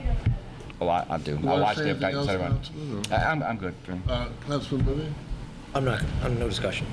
Councilman Shenley? I think Lawrence explained himself very well. Thing is, we don't have the money to make the repairs to the city now. We definitely can't afford to purchase any more property at Colonial to keep it green space. So we need to try to limit what they put on the property. But we want to welcome people to bring their proposals to the city. We want to welcome the business here. When they come with the business, we'll look at each business individually and make a decision at that time. We'll change it then. Councilman Murray? Change it now to welcome. Councilman Murray? No. Yes, I do have some discussion on it. I have talked with the mayor kind of extensively. He knows I'm on the opposite side of the fence of this. I am kind of adamant about the fact that I feel that this little small piece of legislation that would work on the general retail actually puts an unlimited cap on it. That we would sit and look at a neighborhood commercial district in C1 and say to commercial or general business that we're going to look at anything over 10,000 feet, but yet we still have all of these checks and balances in place, which we do. Right now, presently, we don't even look at something plus 10,000 feet because it's neighborhood commercial. It's not C2 general commercial. I am adamant about the fact that this belongs, anything over 10,000 square feet belongs in C1. We talked about cumulative. Everybody, belongs in C2. Everybody was talking about the fact that we're cumulative. I brought my computer tonight because the book is this big and I was able to use go online. Actually, we didn't go back a step. We were talking about C1 is cumulative into C2 and so forth. Actually, GOM, which is general office mixed use, is cumulative into it's cumulative into H1, which is your medical service district, and that is cumulative into C1. C1 is cumulative into C2 and so on. And actually, folks, and I don't know if y'all know this, R1 and H1 can also be cumulative into C1, which obviously y'all know by the map through uses that there are a lot of places on Hickory Street that are actually C1 property, but it has a use of R1. We do know that. We're very aware of that. So when I looked at it, and I looked at the GO, and I'm going to read it right here, number 4 in that reads, office, general, and professional not to exceed 5,000 square feet in gross floor space, which may or may not contain living areas for a single family. Then that can go into C1. And at C1, then is when they start separating things and putting limits on it. And I'm sure everybody's using the appliance store and you're using the bookstore as a Barnes and Nobles and so forth. Yes, that can happen. When this was written, we didn't think of a Barnes and Nobles. We thought of the little corner store bookstores. But I keep reiterating and going back to C1 is historically for small neighborhood, and I'm going to read you what the use is under A. And it says that this district is provided primarily for retail shopping and personal service uses as to be developed either as a unit or in individual parcels to serve the needs of the relatively small area. And I'm going to say that again, relatively small area, primarily nearby residential areas. Often located on one or more thoroughfares, the districts are small and within the convenience walking distance of most of the areas that they will serve. The district regulations are designed to enhance the general character of the district, and its thank you, I've lost my train of thought. And its compatibility is with the residential surroundings. Residential surroundings, residents, that synopsis, or a better term, is telling you that all of the permitted uses are for small area, small. I think that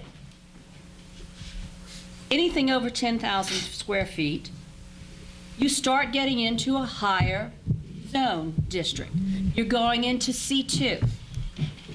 I personally would not like to see C2 next to me.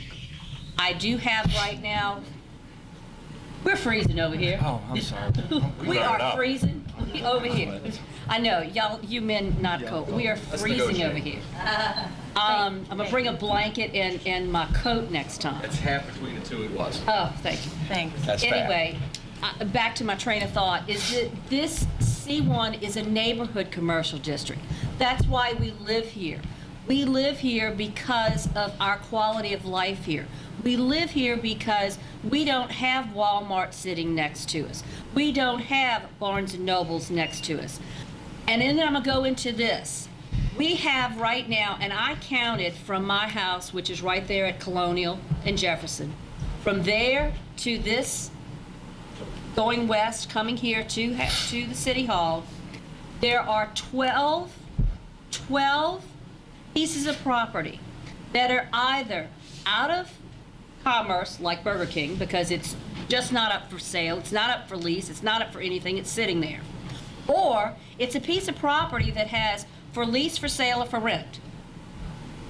Now, 3 months ago, I went from the city limits, one side on Jefferson Highway, to the city limits on the west side. 27 pieces of property, or buildings, or office spaces, or something. There is 50,000 square feet that we annexed several years ago on the other side of the truck stop that right now has 50,000 square feet for lease. That piece of property has been for lease probably a year or better, I think. Maybe even more. You lose train of thought here. We have property in this city that should attract businesses. That's a brand new piece of property. What makes us think that if we change this piece of legislation to look at more than 10,000 square feet, that somehow or another it's magically going to correct all of our problems? If we can't get people who are commercial developers, commercial businesses, let me say, not developers, commercial businesses, to come into Harahan in the places that we already have, what makes us think that if we tell them, oh, well, if you want to put it over here in an empty lot, we'll change it and look at 10,000 plus square feet? And how is that one or two spaces that we have available right now going to cure all our woes? I know the money that we need. I put up a sewage ordinance so that any new development that would happen in on any large piece of property, when we did a new Subdivision, thank you very much, because I worked with him on this. When we did a new subdivision, that people who are new coming in would have to either do two things. They would have to, the subdivision itself would have to use its own means to build its own sewer system, somehow or another. So it wouldn't be incumbent on us, who right now have the ability to flush our toilet today, but in months, there's 5 months or 6 months, if something were to happen, because somebody's doing another subdivision, we're not going to be able to flush our toilet. No one up here seconded, so we didn't get a discussion on it. We didn't get a discussion on it.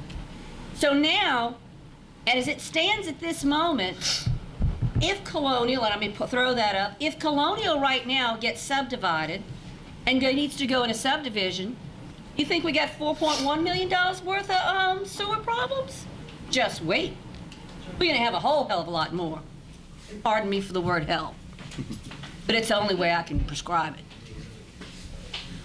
I don't think that plus 10,000 feet is going to do any more for us to attract a business in Harahan when just on Jefferson Highway you have 27, and I didn't even go down Hickory Street.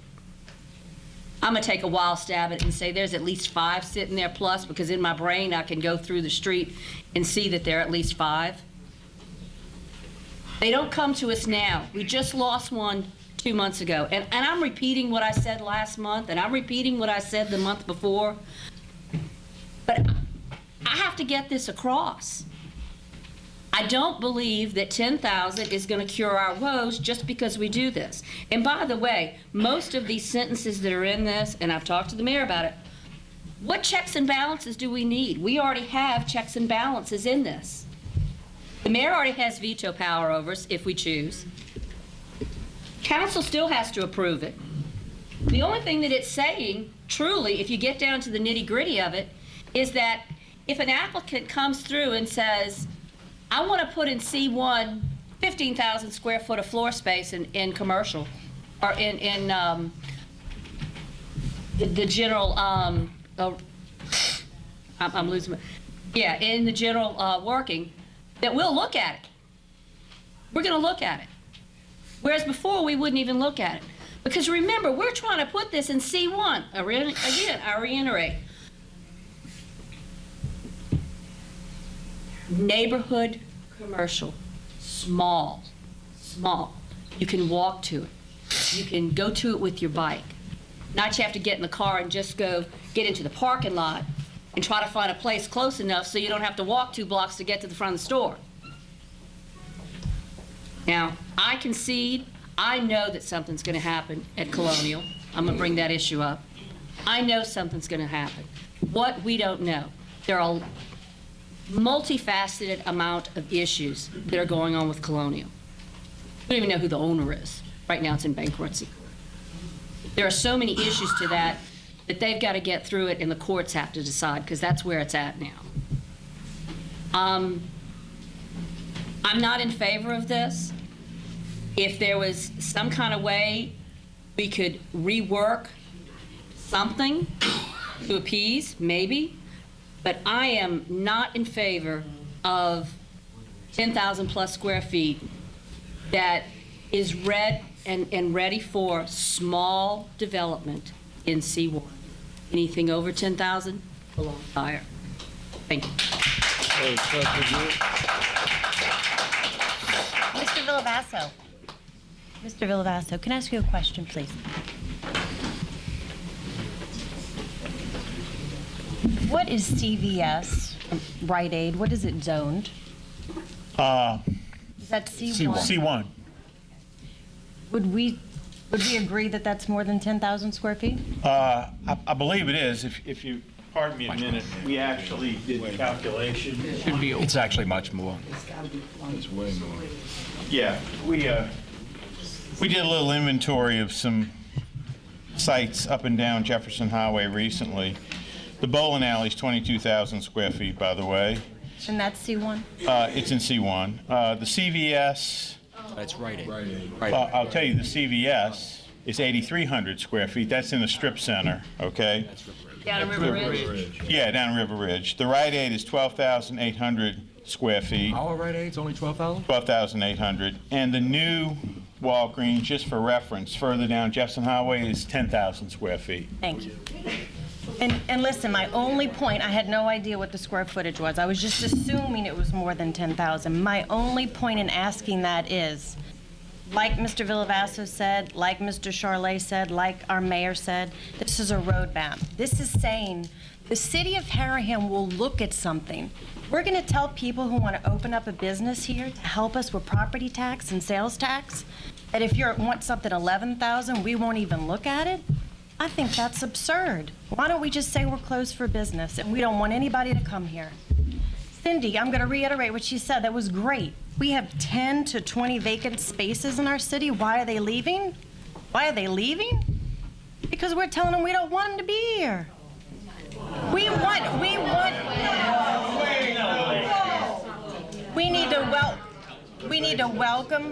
need to welcome business into the city. We need it. It's the heart of our city. It's the sales tax, it's the property tax, it's how we pay our bills. And if we don't want our taxes to go up, we need to start welcoming business here. We need to roll out the red carpet and say, thank you, please, we want to entertain it. We all need to have an open... Councilman, let Councilman you would have a say, please, guys. We all need to have an open mind. That's all I'm asking. None of us would do anything detrimental to this city, ever. That's why we're here.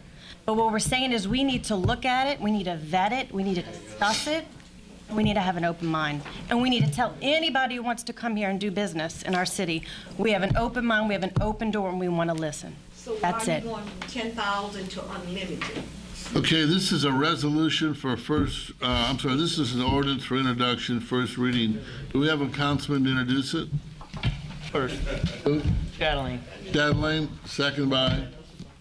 Doesn't get second right now until next month. What? Doesn't get second until next month, right? For reading. It's up first reading. All right, first reading? Read by title only, introduced by Chatelain.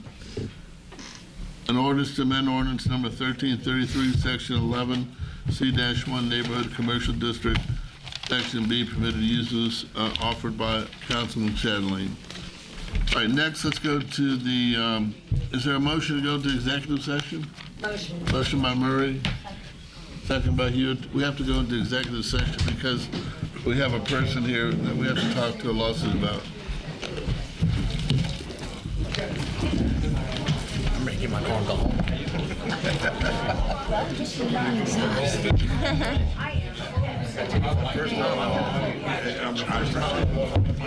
Reading of the minutes of the council meeting on April 19th, 2012.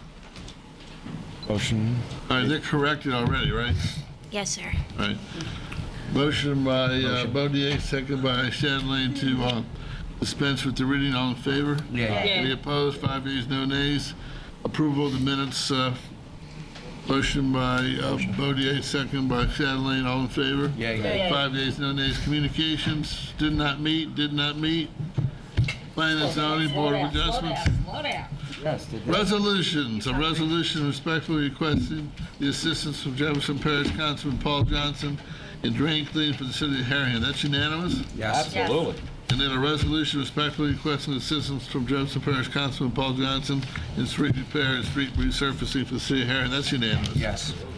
Public hearing, we don't have any tonight. Ordinances for a first reading, we did the first one. The second one is an ordinance to repeal ordinance 1563 in its entirety and adopt on section 1 of the International Building Code 209 edition of various technical codes relating to building construction requirements, enforcement, construction, regulating activities of the Department of Inspection, Code Enforcement of the City of Harahan. That's provided for said code and provided for the roadmap. Who's that? I'm gonna take it. Put down Cindy Murray. Old business, Planning and Zoning Board appointment, Patrick McDaniel. Sweet. Huh? Yes. All in favor? Mayor. Hold up. Didn't we have some issues with this or something? They had something was up with this. So I read a couple. There was some things that were up with this appointment for some reason. Cindy brought up some questions. Oh, okay. I still have some question about it because, We have our city attorney right here. and there was some question as to whether the appointment, now, don't get me wrong, he's a great man and I'd love to have him on that, that's not the Whether you question. consider not because he just sat. Right, the considering of where he was sat. Yeah, Now, I think we've actually done past, but I think he was not an elected official. But he, But No compensation, no contract with the city. no, that has not, yes, he did get compensation. I think he did. No compensation as far as having a contract with the city, I said. Yeah, but that's, he got a paycheck. Yeah, but no contract with the city. That's having a contract with the city. But that doesn't mean anything. Sure it does. He was, even though he wasn't elected, All right, you object. I All in object. favor? Hold up. I want Pat to be on the board. Don't. Me but, too. But I mean, if our city attorney says it's good, I'm good. I think, have you gotten an opinion from the, yet? No. Have you spoken to the Board of Ethics? No. I would like to defer that if everybody would I'm allow. gonna call for the vote tonight. I've read it. Well- If we're wrong, someone will let us know. I would like to, and my, Even if we have an opinion, it'd have to go through court. It doesn't have to come after us, though. You know? They have to question us, right? What? They have to question us first, right? They have to make an inquiry. Somebody can challenge us. All those in favor? Yay. Yay. Any opposed? and he knows why, yes. And- 4 yeas, 1 nay. And my opposal is because I think And he I'm need gonna to look into it. be looked into more, that's why I am asking. I would love for him to be on it. 4 yeas, 1 nay. Next, Planning and Zoning Board reappointment, Patrick Peppo. All in favor? Yay. Any opposed? Yay. No, I mean, yay. No opposed? Oh, jeez. Got me confused. Did we get a second on the last one? No opposed, right? No, no, God, no. Okay, 5 yeas on Pat Peppo. You've got somebody? New Just put me business. for a We second. have a civil rights issue. They put lawsuit, but it's really a civil rights issue from a consent judgment that the city signed many, many years ago. And I'm in the process of complying with the Department of Justice as far as the paperwork that they want from prior years in connection with the police and fire department. They want to have a meeting. Either they're going to come down here, or I got to go up there. I'm not real sure yet. I'm waiting for them to let me know. And that's just the status of it. Next, new business, the official journals, the Times-Picayune. Anybody got a problem with that? Yes, sir. Next, I want to add on the new business. The city of Harahan is proud to announce that it finished first in the Cleanest City Award for the population of its category, and it finished fourth in the whole state. Awesome. Fourth in the whole state. I want to thank the maintenance department, the recreation department, all the staff, and especially Melinda Doucette, who coordinated all this. And we're looking forward next year to move up from fourth to first. Next, under new business, the state robbed and took that property from us by the school. And I want to know when the city attorney's going to get our money back. How are you going to handle that? You're talking about the, Piece of Well, you know what we're talking about. we gotta work on it, yes. Let's do so. All right. In other words, I'm going to We authorize had the a city meeting. attorney Let me say this, just so to y'all go know. in and get the money for When, cutting the grass and. Hold on, when Mayor Johnson was the mayor, we actually had a meeting with Senator Martini and our state representative, Mr. Talbot. They were looking at trying to get it resolved for us. Obviously, it's not happened yet, so I'll look back in. Thank you very much. And then everyone, the last thing in the new business I have is everyone noticed today's paper, Jefferson Parish went with recycling. So I'm going to have a price for you, piggyback over that contract for the next meeting. You can decide what to do. Wonderful. Right now it's $1.53 or something? 58. 59? $1.59 a month per household. I can't see anybody objecting to that. You got to, where it come from? That is just a sweet price. We put That's it a on good our price. Water bill. So it's every 2 months? Every 2 months we'd get. Wonderful. Yeah. Well, it might be three. It'd be 2 They might months' have worth on corrected each it. bill. Right. They might have split it up already. Any other new business? It's $2. Don't be afraid to speak. Secretary's report. Revenue is $357,708.06. Chief, you had a report? Yes, sir, I do. Okay, go ahead.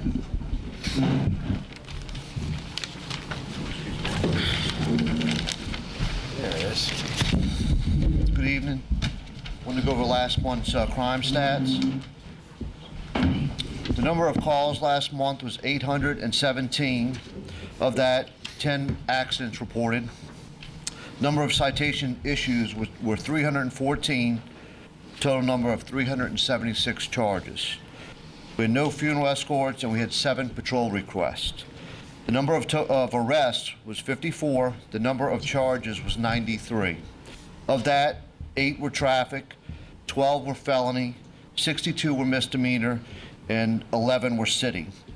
Of the UCR persons and crime reports, no murders, no rapes, no robberies, no attempted robberies. The only thing we had 9 thefts and 10 assaults.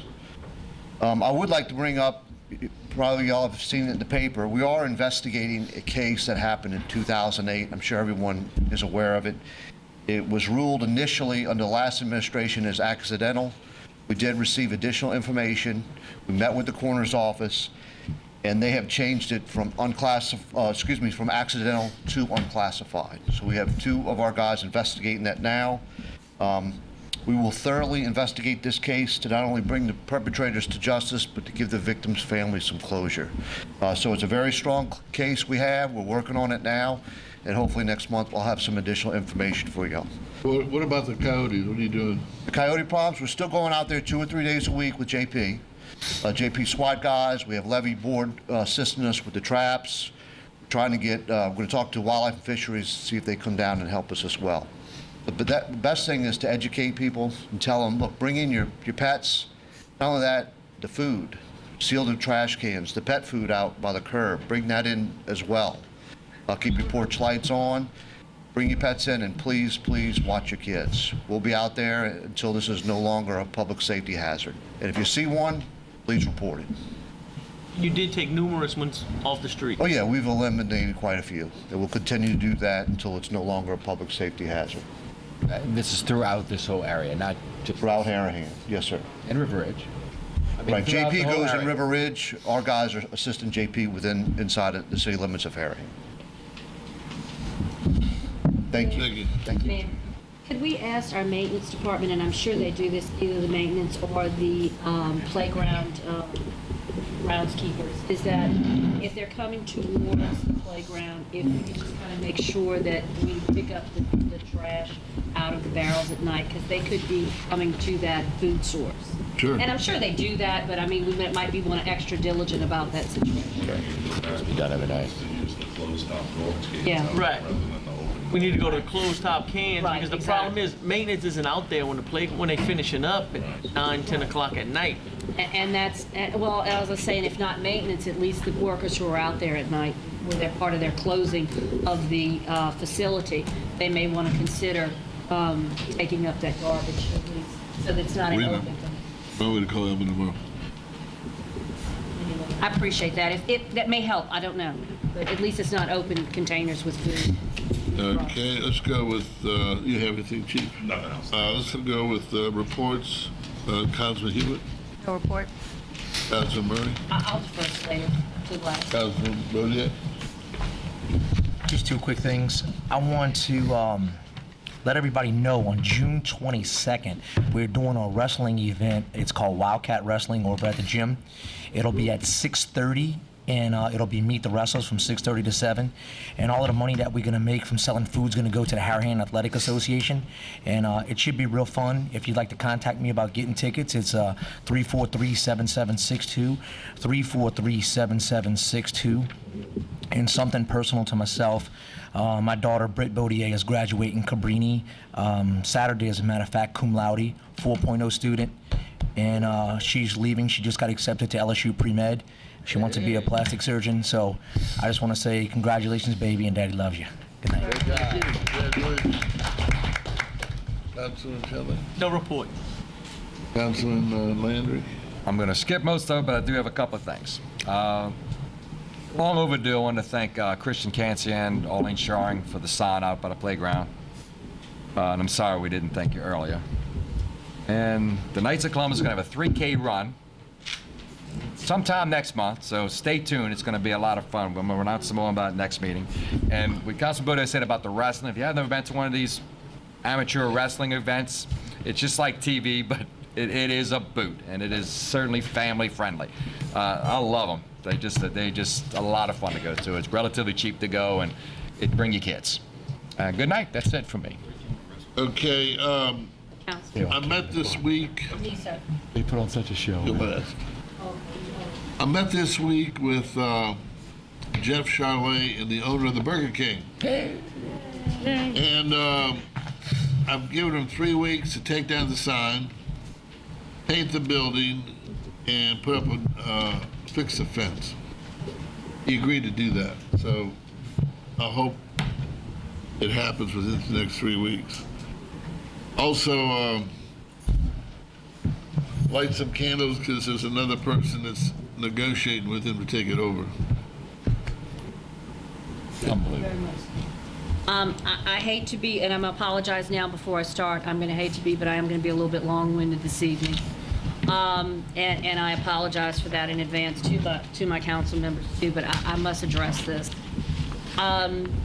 First of all, I'll let y'all know that the fire department is very near and dear to my heart. I live with the Assistant Chief and love him very much.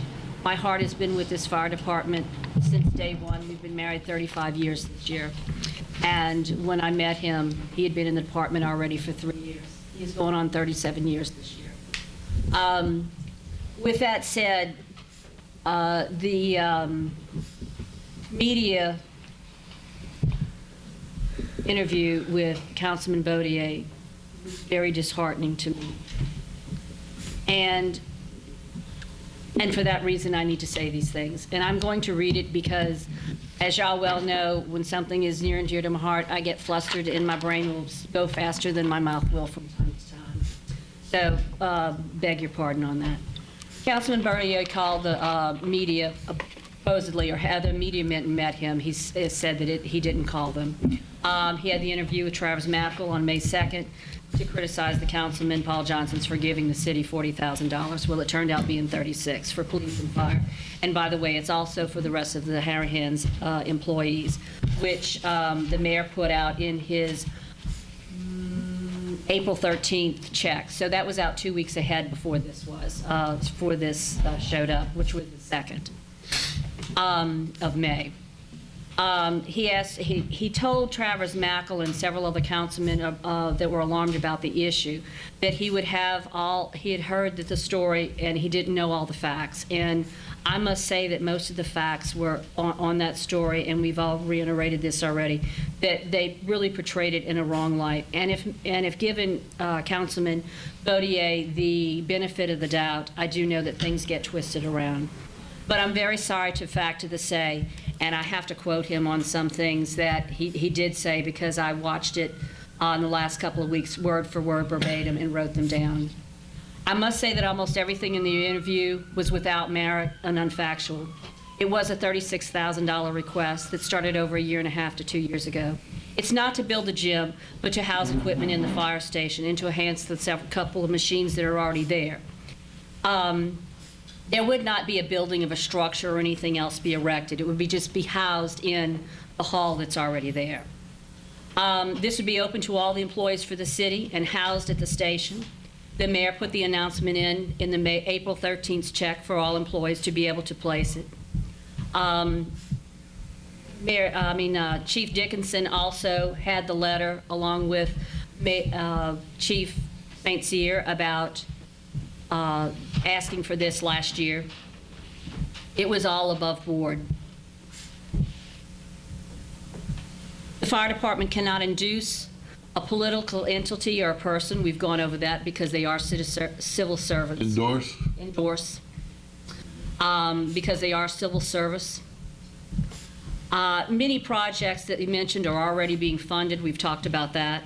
And I must apologize for reiterating, but I do want to get through this.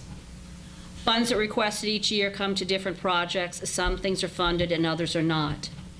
So when we ask for things to be funded through the city, we do get turned down from time to time. But on the other hand, we do get funded. If you don't ask for something, you don't get it. I ask. I was involved in some of that over 1 year or 2 ago. I had talked with Elton Lagast about it, councilman at that time for District 2. We had talked about it.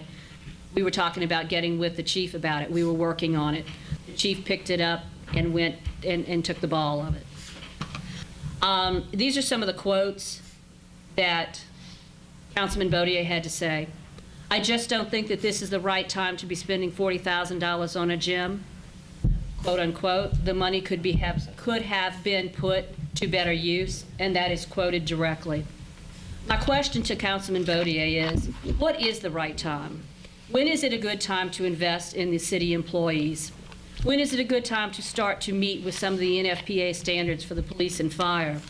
When is it a good time to invest in the health and safety of all of our employees of Harahan? When is it a good time to use this opportunity to help the health and better the lifestyle and increase their health standards? When it is a good time to help employees get healthier and help lower their hospital insurance costs? When is a good time to put the value on people's health and lives? Another quote, he said, we need repairs to fix street, repairs to street or fix drainage problems, make sure the lift stations are back up and rolling, or having sure our projects are done and complete, or fixing sidewalks in our little community. It would have been a great help. Streets money has already been requested. Now, unfortunately, it's having to be requested by resolution because we've put a big strain on our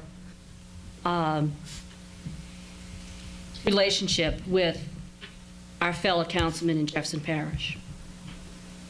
But it not only does it have to be a resolution now, it has to be a unanimous resolution. Well, that's the councilman's fault, not our fault. I have grants for the lift stations. You know what I'm saying? In other words, that's nothing that we've done. That's his request. I mean, I'll go on. He should certainly do the best he can for Harahan. I know he wants to. I'll go on. I have grants for the lift stations that back up systems, and we've also received assistance from Jefferson Parish Council for lift stations in the past. What projects needs to be completed? There are many projects that need to be completed, and I don't believe that $36,000 is even going to put a small dent on what we need right now, knowing what the mayor has already said about all those things that we need for money when he was talking about his ordinance for the C1. Fixing sidewalks also is the homeowner's responsibility. I am sure that if there was a safety hazard in the city and a homeowner needed repair and could not do it, that we would work in all of our powers of the city here and our council people to try to help, either through private funds or commercial donations. But truly, fixing sidewalks is the responsibility of the homeowner. Any funds that we receive from outside sources do not come from the meager budget that we have to help us. So therefore, we must look for those outside sources. And I don't know if anybody knows, but the funding actually came from video poker funds from Jefferson Parish. It did not come from people's taxes. Just to make everybody aware of that. It did not come from your taxes. It came from video fund poker money on projects. Councilman, I would hope that you had your heart in the right place when you made the interview, but I'm sure it didn't come across that way as you would have liked it, giving you the benefit of the doubt. I am fighting for Harahan, and I ask you, what were you fighting for? Political gain. If you have concerns about funds and their purpose, you touting yourself as a good government politician failed rule number 1, which is to do your homework and to research the issue and to not speak when you weren't sure of what the issue was about. I'm sure you could have told Travers Mackle, if this is what you're asking for, let me talk to my chief. But I'm sure if my chief is asking for something, I'm sure that he needs it and that it would be put to good use. If you were so concerned to call the news or to have someone else call it, or for whatever reason they decided to knock on your door and not knock on anybody else's door, then why the story? Why would the story have come? Why you? Why not me? Why not any of the other one of us? Why did they pick you? I'm confused. One of the other number 1 rules for being in business, and we all are, as he has his own business, is know that our employees are our number 1 asset. And making sure that our employees are taken care of is our number 1 asset. You have probably failed to realize the consequences and the ramifications that the issue is going to cause on the city's relationship between Jefferson Parish councilmen, state representatives, See, I disagree with you. As and mayor, senators. I'm going to do everything I can Thank you, Mayor. Can I finish? after I speak, yes. Because our ordinance says you cannot impugn another councilman. If you read the ordinance of the administration of how to conduct these meetings, it says no councilman will impugn another councilman. I'm not impugning him. Sounds that way. In my- I think you got an emotional response because of your marriage, and I'm sorry about that. I don't think that This that's is an emotional response I don't. against another councilman. If you have an issue, talk to him privately. I'm almost finished. You know, to me, it's like you're running for mayor, he's running for mayor. I'm the mayor. Well, that's true. Thank you. All right. I feel that our credibility has been definitely strained and tarnished. I have had several other politicians come to me and tell me that the outburst that happened, that they're saying that they're not going to work with Harahan, that Harahan is nuts. And I've had someone come to me, another councilman, and tell me about that. In my closing arguments, Councilman, I am not trying to repugn you, if that's what it may seem. I am giving you my thoughts. I feel that it needs to be said because I don't feel that your interview gave light or gave a good light on the city and on the fire department. I think a simple phone call and say, and a stop, Mr. Mackle, I don't know the issues on this. Let me get with my mayor, let me get with my fire chief, let me get with my Jefferson Parish councilman. Could have saved a lot of face for everybody. I thank you, and I'm sorry for your indulgence, and I ask you for your indulgence, and I thank you all very much. Good night. Let me say that with all due respect, each councilman can give their opinion, and we need to respect their opinion. At the same time, if one councilman has an opinion, another councilman has a different opinion, they both can exist in our community, and rightly so. I mean, I'm not saying I agree with either one of them.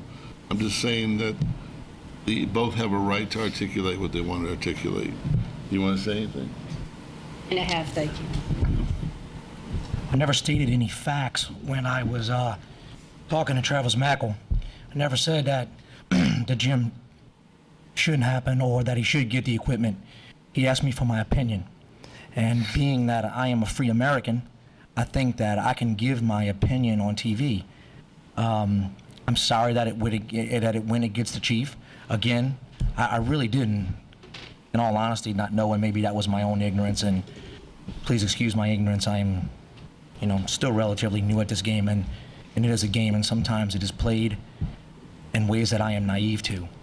I do my best. I think that I did my job. I think that it is fire chief's job to stand up for his firemen. It is his job to fight for everything that he can get for them.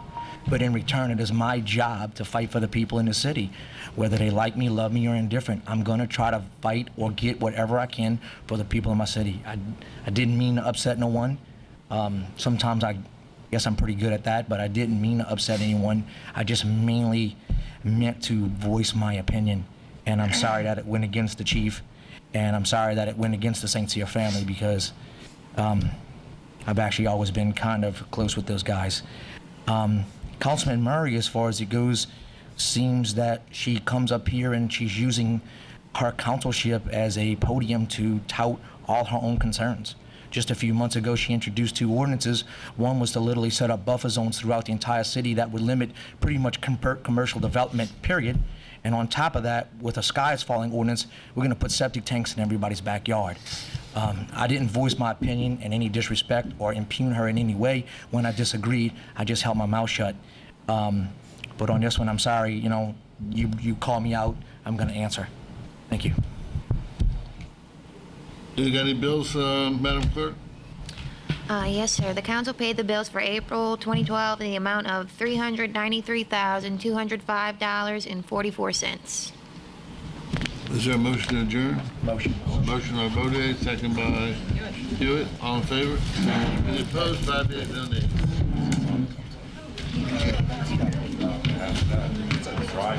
Lawrence, about the garbage contract, I had a question. I read over the contract, and it doesn't have any specific numbers in the contract. So I contacted